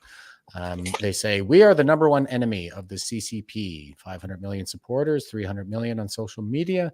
And here is something that I think we're seeing starting to manifest here in Canada. Unrestricted Lawfare is the name of the paper here. And this is Unrestricted Lawfare Volume 1. Infiltration of the U.S. justice system by the Chinese Communist Party. That's some of what we were talking about there with, the restrictions on speech online, with the Twitter files coming out and whatnot. Infiltration of the U.S. corporations by the Chinese Communist Party. That's Unrestricted Lawfare #2 or Volume 2. And, again, this is the kind of thing that we need to be vigilant about and raise any concerns and suspicions about. We're not going to know the full extent of it really until we have a full and open, transparent public inquiry. But here is Senator Victor O, and he says that Chinese Canadians need to fundraise to sue messy reporters. We need to raise money to cover costs for people affected by all of these unreasonable reporters who try to smear Chinese and discredit Chinese. And this is in relation to the Globalist News report that you had mentioned there earlier. And I believe they are going to court if they haven't been into court already with Globalist News. And sorry, the name of the reporter escapes me again, but you mentioned it there. Who was the Sam Cooper? He's done a marvelous job, Yeah. of revealing the money laundering and the corruption and involvement between the, whether we want to call them the triads or the CCP or communist, or Chinese operatives, like, because once again, they're all the same. Like that's a very, China is a very homogenous culture. Like these things all coexist. They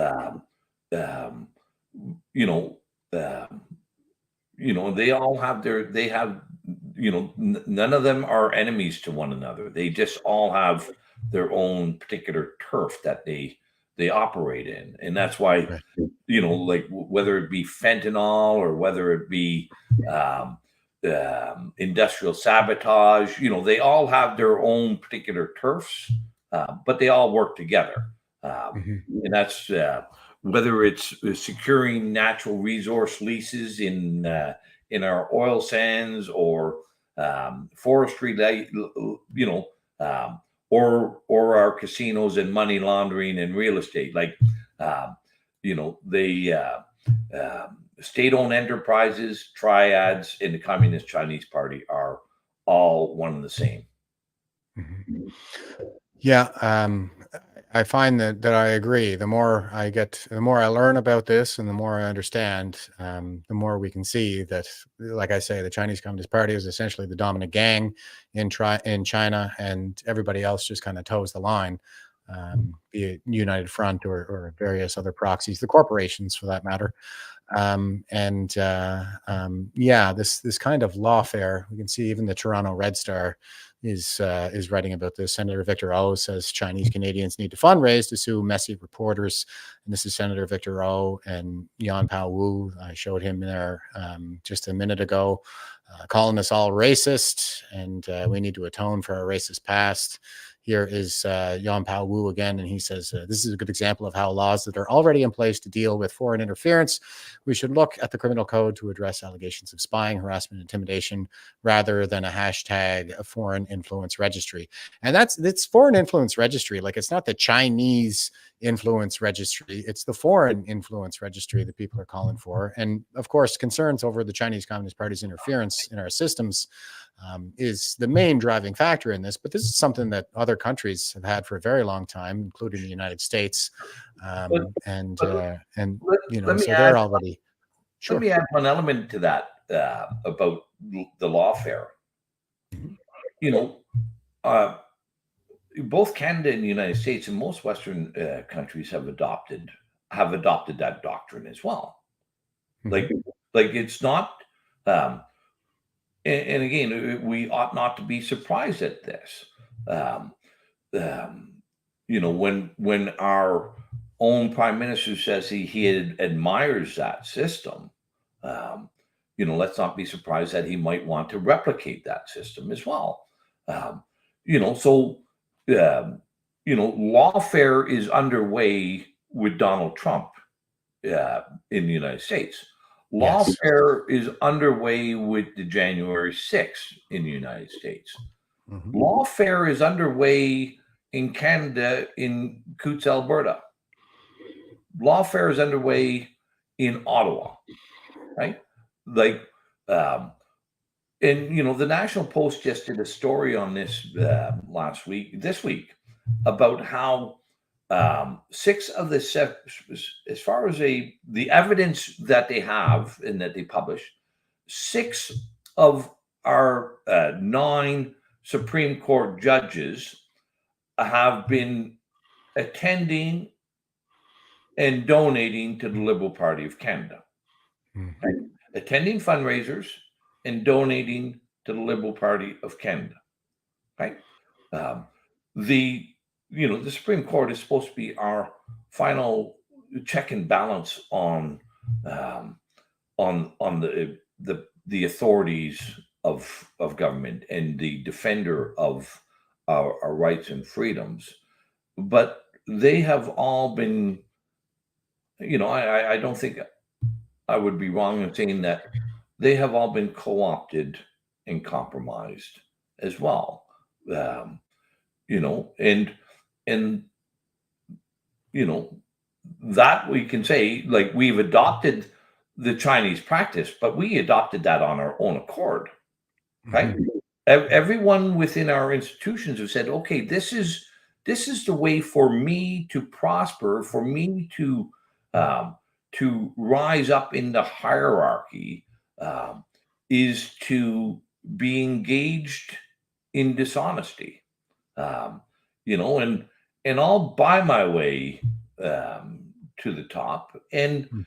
and then and no longer will I be a thoughtful, independent, unbiased adjudicator of fact and law, but now I'll be an appendage of the state to ensure my patronage and my prosperity is never um, infringed upon. So, um, Right. yeah, the lawfare is alive and well here, um, and um, and we've seen that, in the last 3.5 years. Amazingly enough, um, every every COVID case that has been looked at through the constitutional lens or through the charter lens so far has either accepted or have come out with this. Generally, they've come out with this determination. Yes, our charter of rights and freedoms were violated, but it was justified. Um, Yeah. or, you know, um, Taking so judicial notice and the like. And just another aspect of this, I'm always kind of looking to some of these actors to get a better sense of the bigger picture with respect to the psyop that's currently being prosecuted against Canadians. And here's Wampao Wu, and he's saying, if we agree that pollution pricing is a valid policy response to global warming, I thought it was climate change, global warming, we should preserve its integrity. Bill C-234 will undermine this commitment to achieving net zero emissions by 2050. Now, China is obviously the biggest polluter in the world, and they're building all kinds of new coal-fired power plants. But for some reason, we can't even so much as have natural gas, for example, in Alberta, because we're such awful polluters out here in the West. And so I'm kind of looking at this as part of the economic prong of the PSYOP to weaken the West economically to the point where we can't even really mount a response to what is, I think, the Third World War already being prosecuted against us. It's just that it hasn't gone kinetic yet. And once we're sufficiently weakened, China can essentially pull ahead of us economically and dominate us economically and probably militarily at some point in the future. Yeah, what do you think about that, Randy, in terms of the whole global warming or climate change narrative? So, okay, well, here's the, I think any thinking person and any knowledgeable person um, would best describe global warming as, well, probably the second biggest hoax perpetrated on humanity. And, um, you know, CO2 is not a pollutant. If we accept that CO2 is a pollutant, um, and I say this to many people, Jeff, if you believe that CO2 is a pollutant and you want to save the earth, then there's only one solution for you: stop breathing. Yeah. Every time you exhale, you are polluting the environment. Mhm. So if you're serious and truthful and genuine in your beliefs that CO2 is a pollutant, um, um, you know, what the solution is. Dispatch yourself. Um, so it is a total fabrication and lie. And this is where we have the intersection of multiple players in on this one: the environmentalists, the eugenists, and corporate interests merging together in this very unique lie in the West. Obviously, the Chinese government doesn't believe that they're doing anything wrong, because they're building lots of coal-fired plants, and they're burning more fossil fuels. And I don't even like using that term, fossil fuels. Like, that's a lie as well, Jeff. Oil is a renewable resource. The Earth continues to make oil, right? Like, it is derived from decomposing carbon, right? Like, we continue. I have heard this bullshit story about peak oil, the end of oil, and how it's going to be gone, blah blah blah blah. No, the Earth continues to make more. We continue to find more, and using, we know this. We learned this in elementary school, that energy may change its forms, but it never. You cannot exhaust energy. Like, it changes, and that's all what oil is a changing state of that energy, and it's a carbon based. So, like, I don't know how we have gotten so stupid in the West. Like, really, like these are things that are known for and learned as a young child in elementary school, and reinforced through experience and observation of life, right? Utilizing energy is good, and so, and how we can say that we must deprive ourselves of this energy, how we must make it more unaffordable, and how it is a pollutant. But then the greatest marketplace for energies are expanding, like India, Russia, China. Like, so who's being truthful? Who's being truthful, and who's being honest here? And just on that regard, anyway, like, that doesn't mean these other countries are always truthful and always honest. Yeah, but at least they're not lying about energy pollution and man's and humanity's contribution to this falsehood. Right. And I like how you bring up, well, I think, what you're alluding to there is basically Einstein's theory of relativity, where matter and energy are interchangeable. And the carbon that we're burning is carbon that was once in the carbon cycle, and it's been trapped by life itself, particularly since the Precambrian and Cambrian periods, when life gained the ability to biomineralize, as in convert carbon into calcium for the purpose of shells, exoskeletons, and bones, endoskeletons. And that's where the fossilization, a lot of the fossilization occurs. And the shale deposits that have only recently been incorporated into these reserves of fossil fuels, those are by and large the shells of biomineralizing life from these ancient eras. And so it seems to be the case, and that is the thing, is if you look at global temperatures and you look at the amount of carbon that has been in the atmosphere, the carbon cycle, historically, it's been going down. It's been trending downward since the Cambrian period. And we just came out of, well, we're not even fully out of of the last ice age, especially during the Younger Dryas era, when sea levels were about 200 meters below what they are right now. And the only thing, and vast glaciation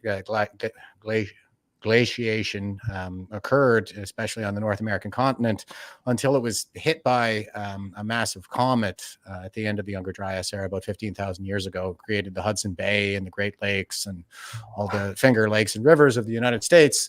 That resulted in kind of a nuclear winter for about 25 years over North America. But yeah, it seems to be the case, at least as far as I'm able to surmise here, that life has been freezing itself out through biommineralization, and as well, like coal is compressed. Plant life that again has trapped carbon out of the atmosphere, out of the carbon cycle. And the more that happens, as on a geologic timescale, the cooler temperatures get. So it kind of seems to be the case that life was already freezing itself out before humans came on the scene and started pulling this stuff back out of it. Yeah. Listen, we know that it's indisputable. It's an accepted fact that we've had periods of ice ages and periods of global warming, and that has been a natural occurring rhythm and cycle throughout geological history. Okay, but carbon, I would say for people to understand, it's like the water cycle. Right. We have the same amount of water on Earth today that we did at the very beginning of time. We cannot alter the quantity of water in this world. No matter how many low-flush toilets you buy, no matter how many bottles of water there are on the shelves, the water is the same amount. It may be in different states. It may be in the form of steam or liquid or ice. It may be in aquifers. It may be in rivers. It may be in the ocean.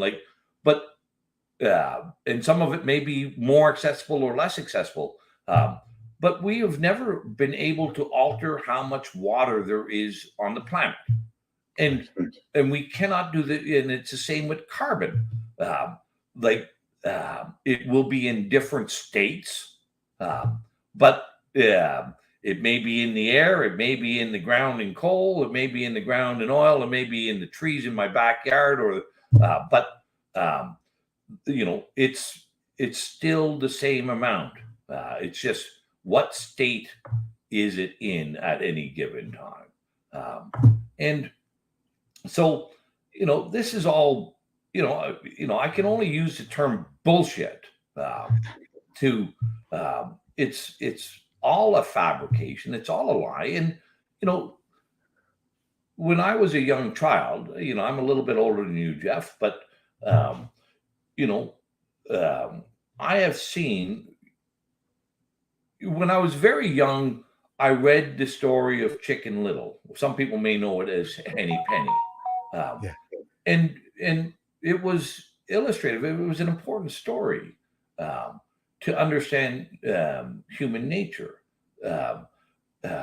and how our political systems have taken advantage of that very nature of humanity and have exploited it and have created a complete society of Henny Pennies and Chicken Littles, that we are always fearful of everything, that there is an apocalypse looming around every corner. And it's just not true. I've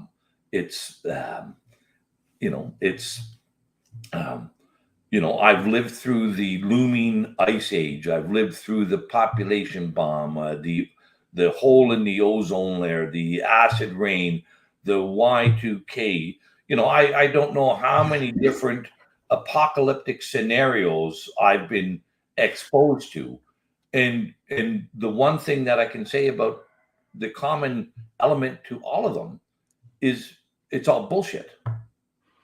Yes, and I appreciate your candor in that regard. And I always point out that, like, the ice sheets in Antarctica, for example, are really only about 800,000 years old. Like, the ice caps themselves, on a geologic timescale, are basically brand new. And speaking of apocalypses that we've survived in our lifetimes, here is a bit of a good comment here, I thought, that came out of the Special Committee on Canada and People's Republic of China relationships. So here we go. In your testimony tonight, you said international organizations are being suborned by the PRC to the detriment of Canada's interests. Can you name those and exactly show us how that is happening? Yes, one good example is the World Health Organization. Chinese influence and interference in the World Health Organization is publicly documented since 1953. Those of us who understand how the organization works knew from the beginning that intelligence coming out of the World Health Organization with regards to the pandemic should be taken with a grain of salt. And if we had done that, I think our countries would have reacted differently.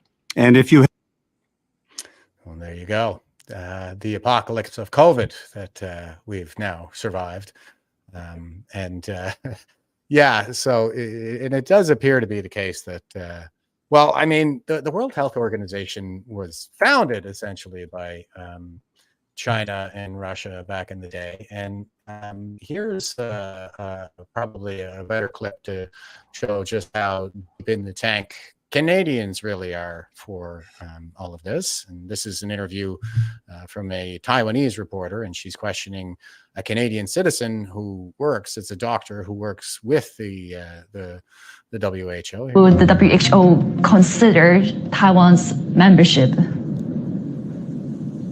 So she's asking him, would the WHO consider Taiwan becoming a member of? I remember this one very, very clear, Jeff.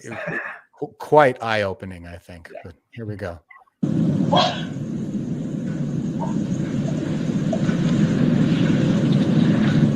Hello? I'm sorry, I can't hear you. I couldn't hear your question. Okay, yeah. Let me repeat the question. No, that's okay. Let's move to another one then.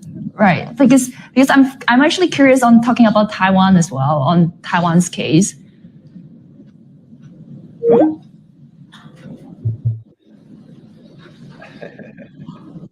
We decided to give Dr. Alward another call to follow up. And I just want to see if you can comment a bit on how Taiwan has done so far in terms of containing the virus. Well, we've already talked about China, and when you look across all the different areas of China, they've actually all done quite a good job. So with that, I'd like to thank you very much for inviting us to participate, and good luck as you go forward with the battle in Hong Kong.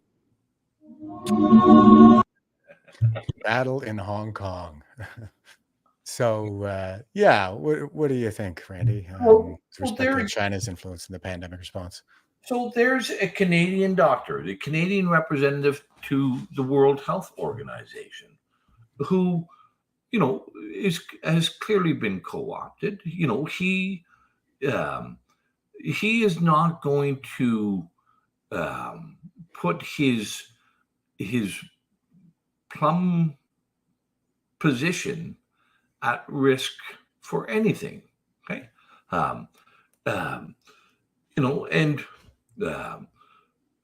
No, I would also say, another great, huge contributor, a bigger contributor to WHO than many nations is Bill Gates. Right. And let's not forget, the United Nations was ostensibly, and I think legitimately we can say this, was an initiative of Western countries after the Second World War. It was after the collapse of the League of Nations after the First World War, Western countries thought it would be a good idea to create some forum to resolve national disagreements and prevent another catastrophic loss of human life through war. That's really its motivation and its objective. But like any bureaucracy, it has grown. WHO is just one of the many bureaucratic departments. UNESCO, there's, and we've seen how so many elements of the United Nations have become instruments for falsehoods and instruments to propagate and amplify the prevailing narrative in the West. And like the IPCC, if it wasn't for the UN, the Western world would not be fearful of driving their car or exhaling their breath. It's and we also know that the evidence shows that the IPCC is been, their own evidence shows that they've been deceitful and dishonest. So all these,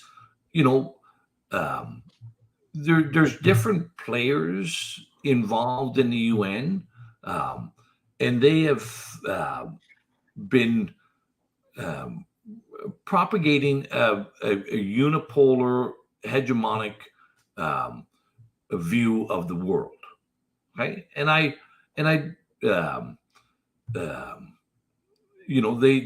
they see national borders as and national identities as dangerous to their view of what the world ought to look like. I think they're one of the most dangerous organizations devised by man,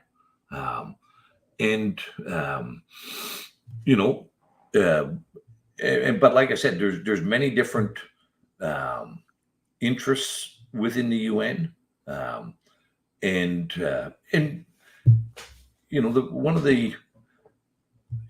Canada's been complicit. We signed on to this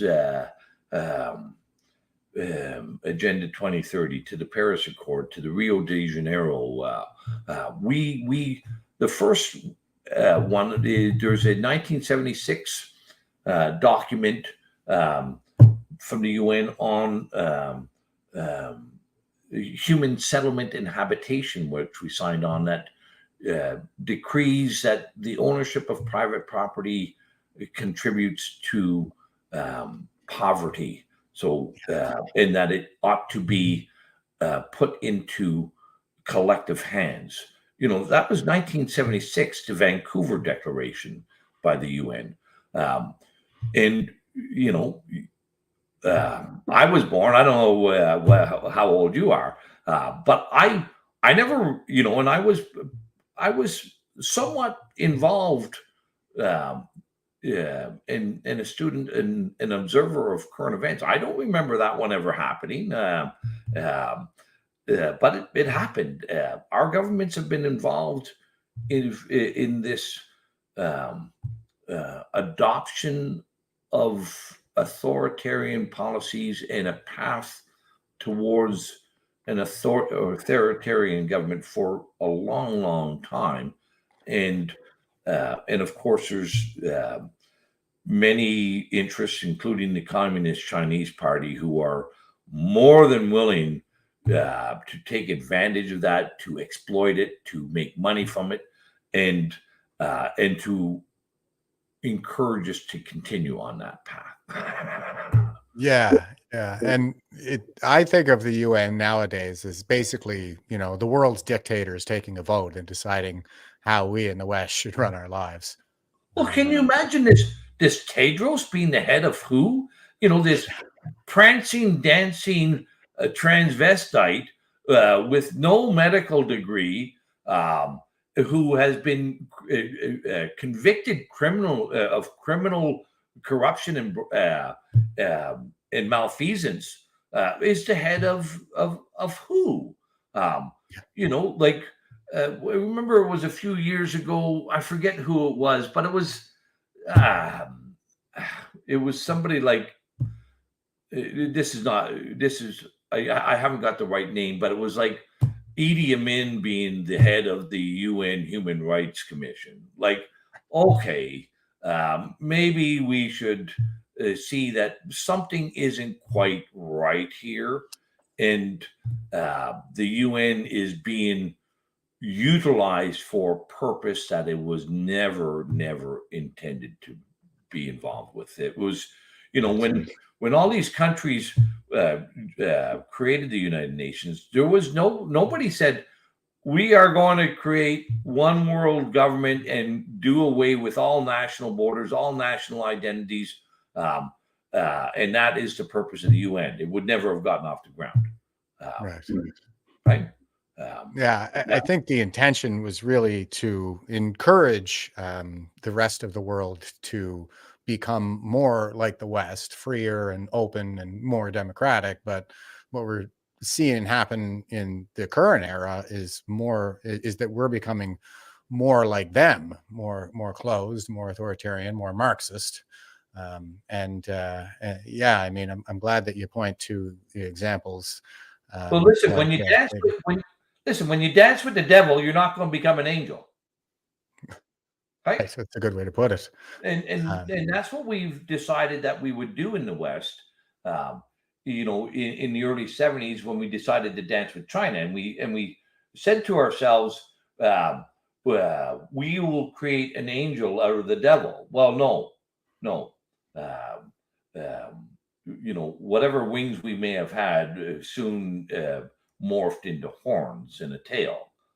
You know, and that's the way if you're going to be into a relationship with a corrupt organization, you can only become corrupt yourself. And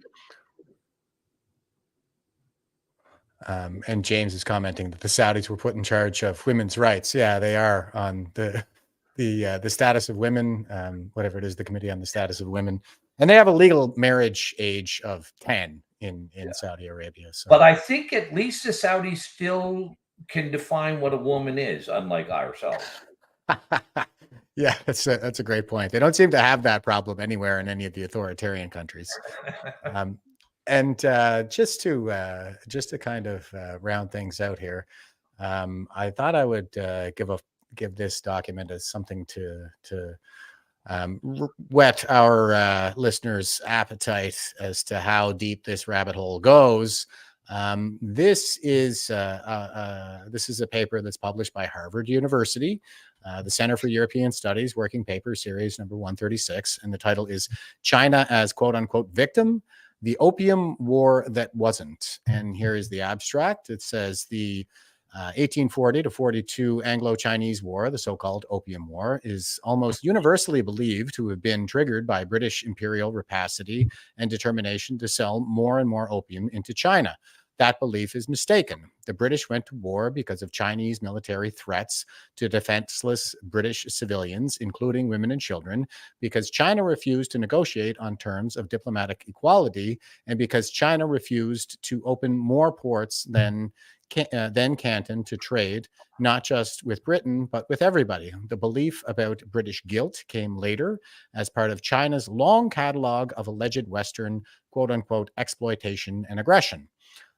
So it seems to be the case that, we've been shaming and guilting ourselves for a very long time.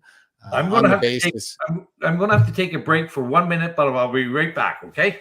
Yeah, sure. I'll talk about this for a few more minutes. I'll read a little bit from this here, guys. And my understanding, it's a little bit lengthy, but go and check this out. Again, this is the China as Victim: The Opium War That Wasn't.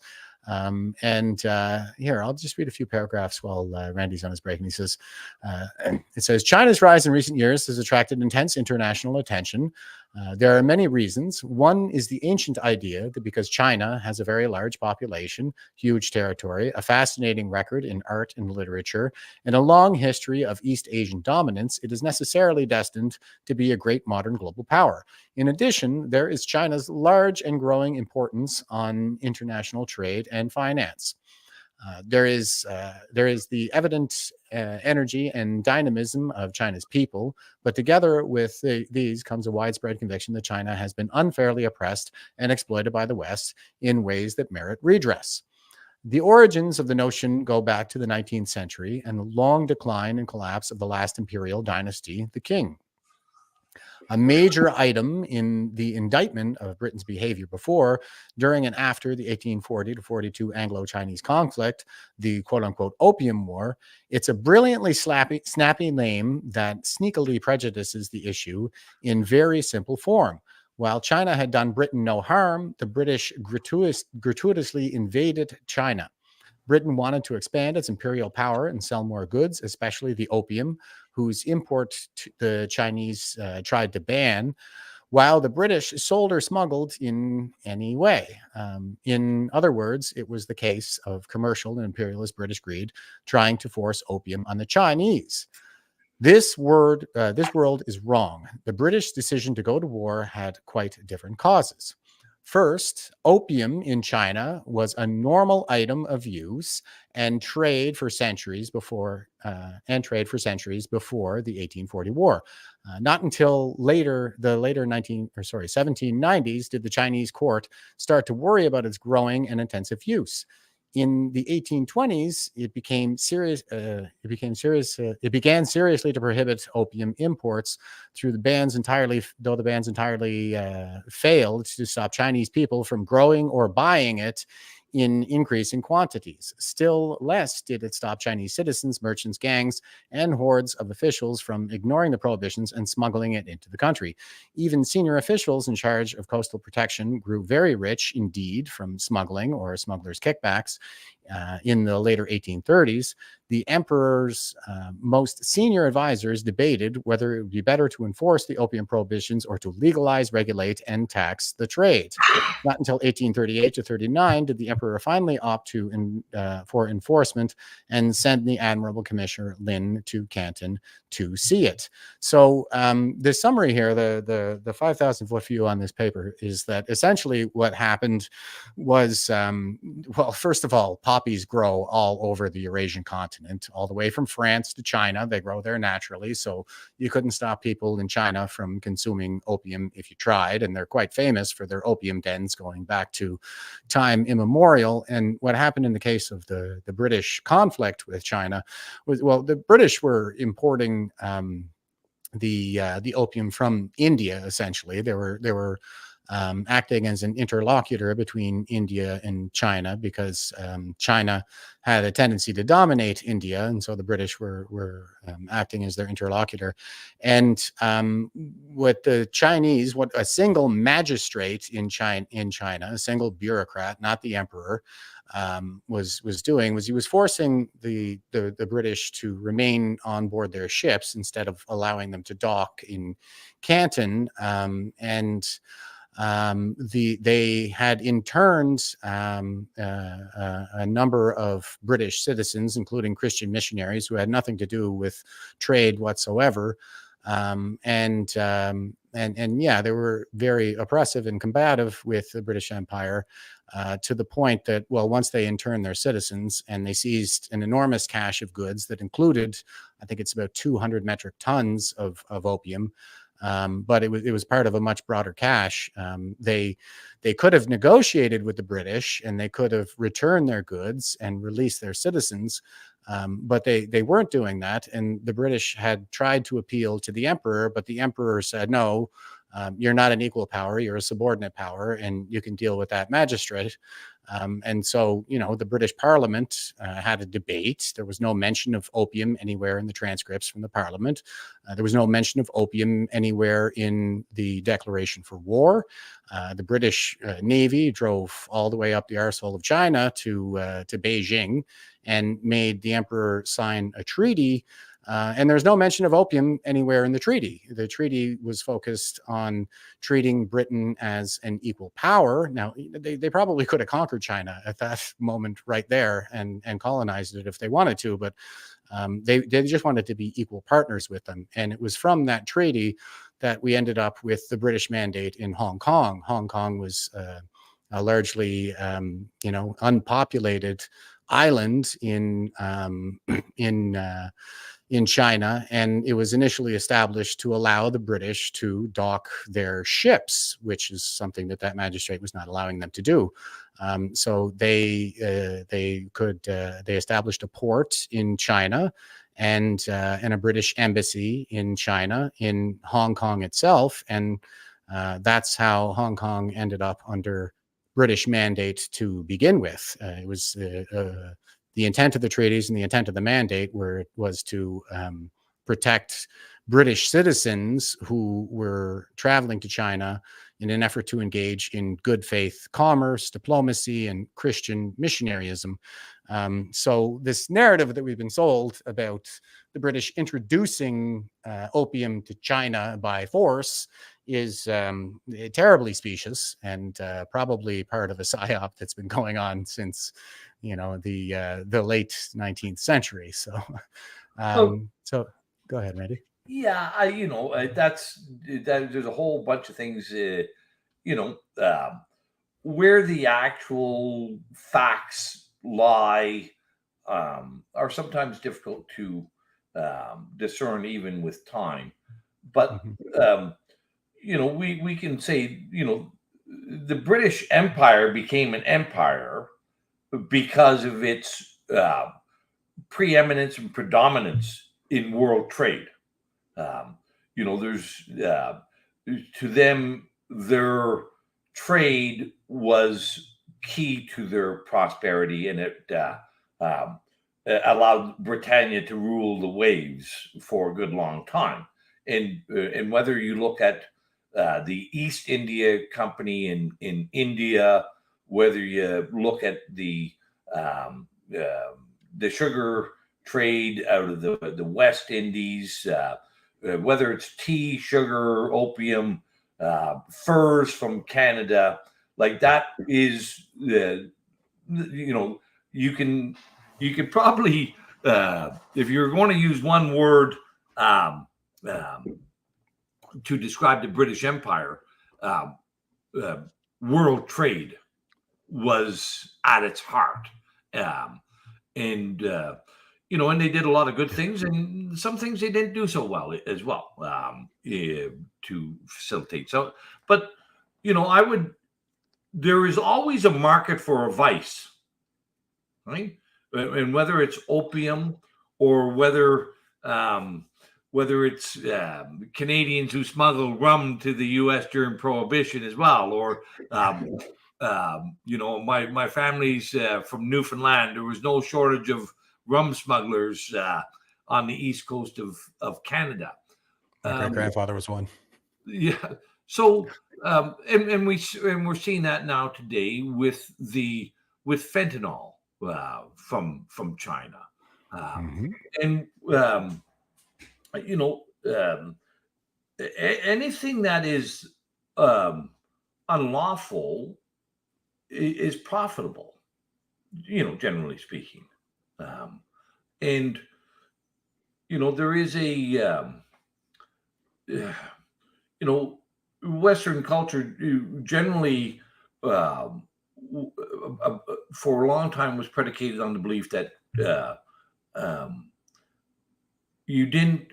you use the educational and the moral teachings and whatnot to provide for a peaceful, orderly, harmonious society, and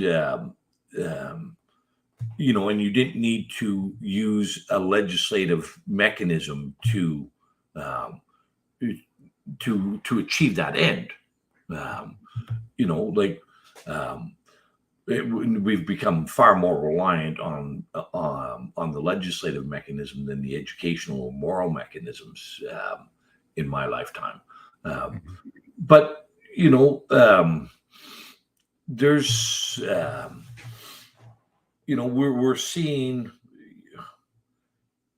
Well, I'll give you another great example where the Chinese are involved with, but not again exclusively the Chinese, but is the southern border of the U.S. Human trafficking is another another vice, a terrible vice. But the Mexican cartels are dropping off busloads of Chinese, Africans, Latin Americans, people from all around the world, and walking into the United States, and each one of them, the cartels are extracting a huge financial price and human price as well, to that human trafficking, and whether it's drugs or people, we in the West are complicit in allowing ourselves to be hurt. And I don't know if there's a better word. It's worse than hurt. We're allowing ourselves to be destroyed because of our desire for, I guess, our love of money more than the love of family and freedom in God.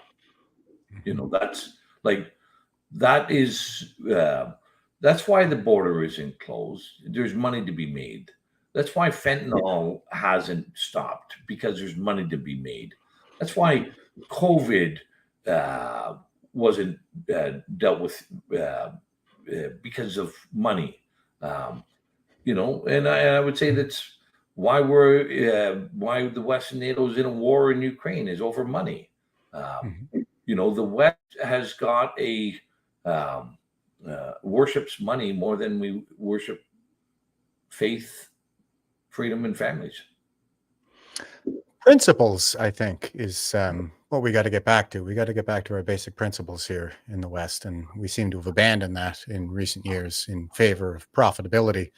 And I find it it's interesting, to consider the fact that you mentioned fentanyl, and fentanyl is an opioid, and most of it is coming from China. And, I could reasonably speculate that is an attempt to punish the West for the opium wars and this perceived aggrievement of the Chinese with this false narrative of the British forcing the opium into China during the Opium Wars.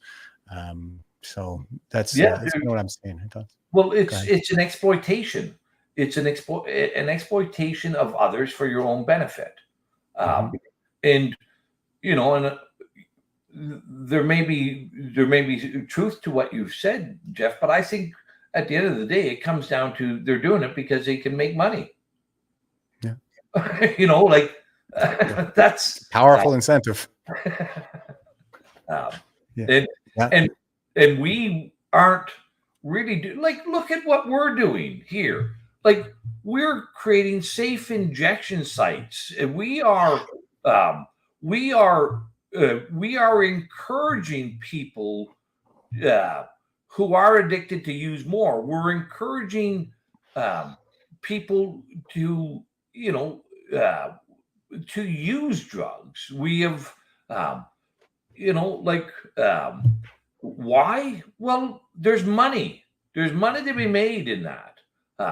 And you look at these scenes from our, you don't have to look to Philadelphia or Seattle or Portland or anything. You can look at the destruction and devastation in Vancouver, in Toronto.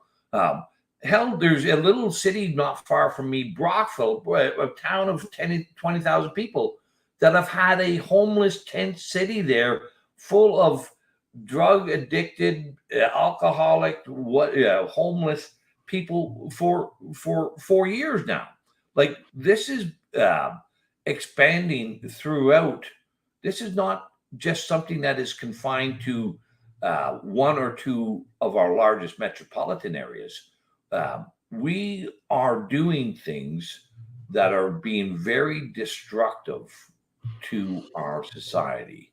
And again, we wrap it up that, well, this is harm reduction. If we give more drugs to people, but as long as the needle is clean, this will be doing less harm. We've destroying people's souls, their ambition, their ability to be decent human beings, and we're saying that we're being virtuous as we do it. Right. Whatever weakens the West is true. That's kind of what I see happening. And before we sign off here, folks, I just want to remind everybody to go to the Veterans for Freedom website. You can subscribe to our newsletter here. You can join Veterans for Freedom here. We should have the applications open back up again as of today, the 1st of September. As I'm told, Drew was letting me know that we've got this back up and running since our last website crashed or was taken down. And also there's the support for Veterans for Freedom, where you can donate. You can donate to Veterans for Freedom to help us keep the lights on, pay for my StreamYard account, the website, and that kind of thing.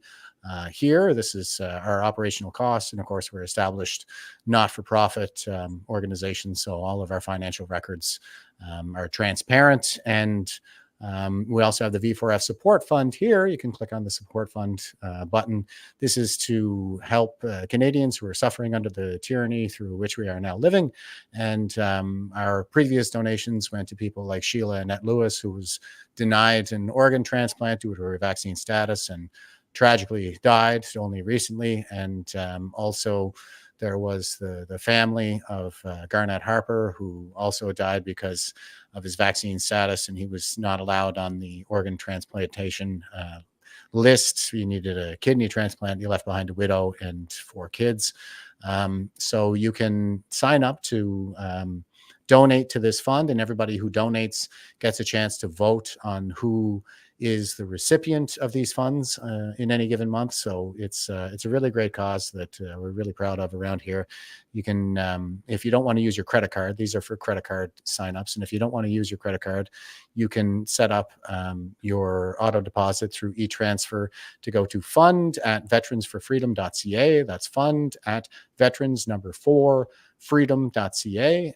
Auto deposit enabled preferably, but if you're not able to do that, please use the password Fund for Freedom. That's all caps Fund 4, all caps Freedom. And Daryl is also reminding us that V4F Laying Our Cards on the Table raffle is underway. Go to the Telegram channel and for all the details there. And there's all kinds of great prizes. You can win the table that Terry, one of my most favorite boomers, has made, is absolutely gorgeous. So please join the raffles there. And Daryl is also pointing out that we need to have bush bashes, lots of bush bashes with geese. Ryan's Ruckus Brotherhood Builder Bash, 11 to 17 September near Dauphin, Manitoba. Get your tickets and come down. 2 pigs ordered, lots of home cooking and wood fired. All right, that's going to be outstanding. And that's where you'll find me during those dates. I'm going to head out there. And on my way back, I'll be stopping in Toronto for the big rally, the 1 Million March for Children. So please follow that on Facebook as well. And there's the 1 Million March for Children.com. And Randy, just before we sign off here, brother, I think I'll hand it back over to you to give us a final thought on the current state of affairs. Please go ahead. Well, let me do a little plug as well here. For those, you can, if you want to see more, I have my Scuttlebutt Lodge podcast series. I'd also encourage anybody. I have my camp I rent out to freedom-minded people. You can go to nomorelockdowns.ca. If you pull that up on screen, you'll see some images of my camp and its availability. And if you're any freedom-minded people traveling through the Eastern Ontario area, feel free to drop in. And if you click on there, visit Scuttlebutt Lodge, Jeff, you should see the images of the camp. Oh, beautiful. So nice log cabins. Yeah, that's the original homestead that I renovated and refurbished during COVID. Nice. But listen, to everybody, thank you for listening in. And this is up to us to decide what sort of society, what sort of nation do we want to be citizens of? What sort of society we want to live in? What do we want to see our children and our grandchildren? And I've framed it up this way. We were very fortunate that my parents, my grandparents, your grandparents fought and ensured that people of that their children could grow up and live in a free, just democracy. And we owe it to our children and grandchildren to act in the same fashion that our ancestors did. Roger that, 100%. I would say that we have a civic duty to safeguard the freedoms that we've inherited for future generations. And hopefully leave something better than we inherited. So, Randy, I really appreciate you coming on today. It's been a great chat. All the comments seem to indicate as much. Thanks, Jeff and Randy. Take care, all. Great show. Everybody's saying as much. Susie, I want to put your comment up here because it is. I know you want people to be aware. Obviously, our son was killed from fentanyl, and he had a union job in Toronto and would give you the shirt off his back. Small towns all over Ontario, we have a serious drug problem. Yes, we do. And I happen to think that is probably part of the strategy to weaken the West, is to flood us with these opioids. Jeff, if I can add one, there's always one more thing, but that comment, I'm just going to add one thing. It was a number of years ago. I was sitting on the back porch with my youngest son, who was 16 at the time, and a bunch of his friends were over having a beer on a hot summer afternoon as well. And when we were talking about the state of society at that time, and the comment came up that it was easier for these 16-year-olds to buy cocaine, heroin, and other drugs in the town of Perth than it was to buy a 6-pack of beer or a pack of smokes. And good Lord. And when they framed it that fashion, it really struck me that we have made it so easy to get the worst things in life, and we have made it so difficult to get the less harmful things in life. And our quest for perfection through the legislature, through the law, has created a hell for a great many Canadians. Yeah, I would agree. The state has gotten to be too powerful at this point. We need to clip some wings there and draw down that administrative state, like Bruce Party talks about the triumph of the administrative state. And absolutely, we've concentrated too much power in the hands of the few, especially when it comes to our lives. They have way too much power. But that's it for us today, folks. And Randy, thank you so much. It's been a really great chat. If you don't mind sticking around for a minute there, I'll catch up with you for a sec in the studio before we part ways. But to everybody who stayed with us over the last 2 hours and 40 minutes, it just flies by. It really does. Thanks a lot, and stay frosty and stay safe out there.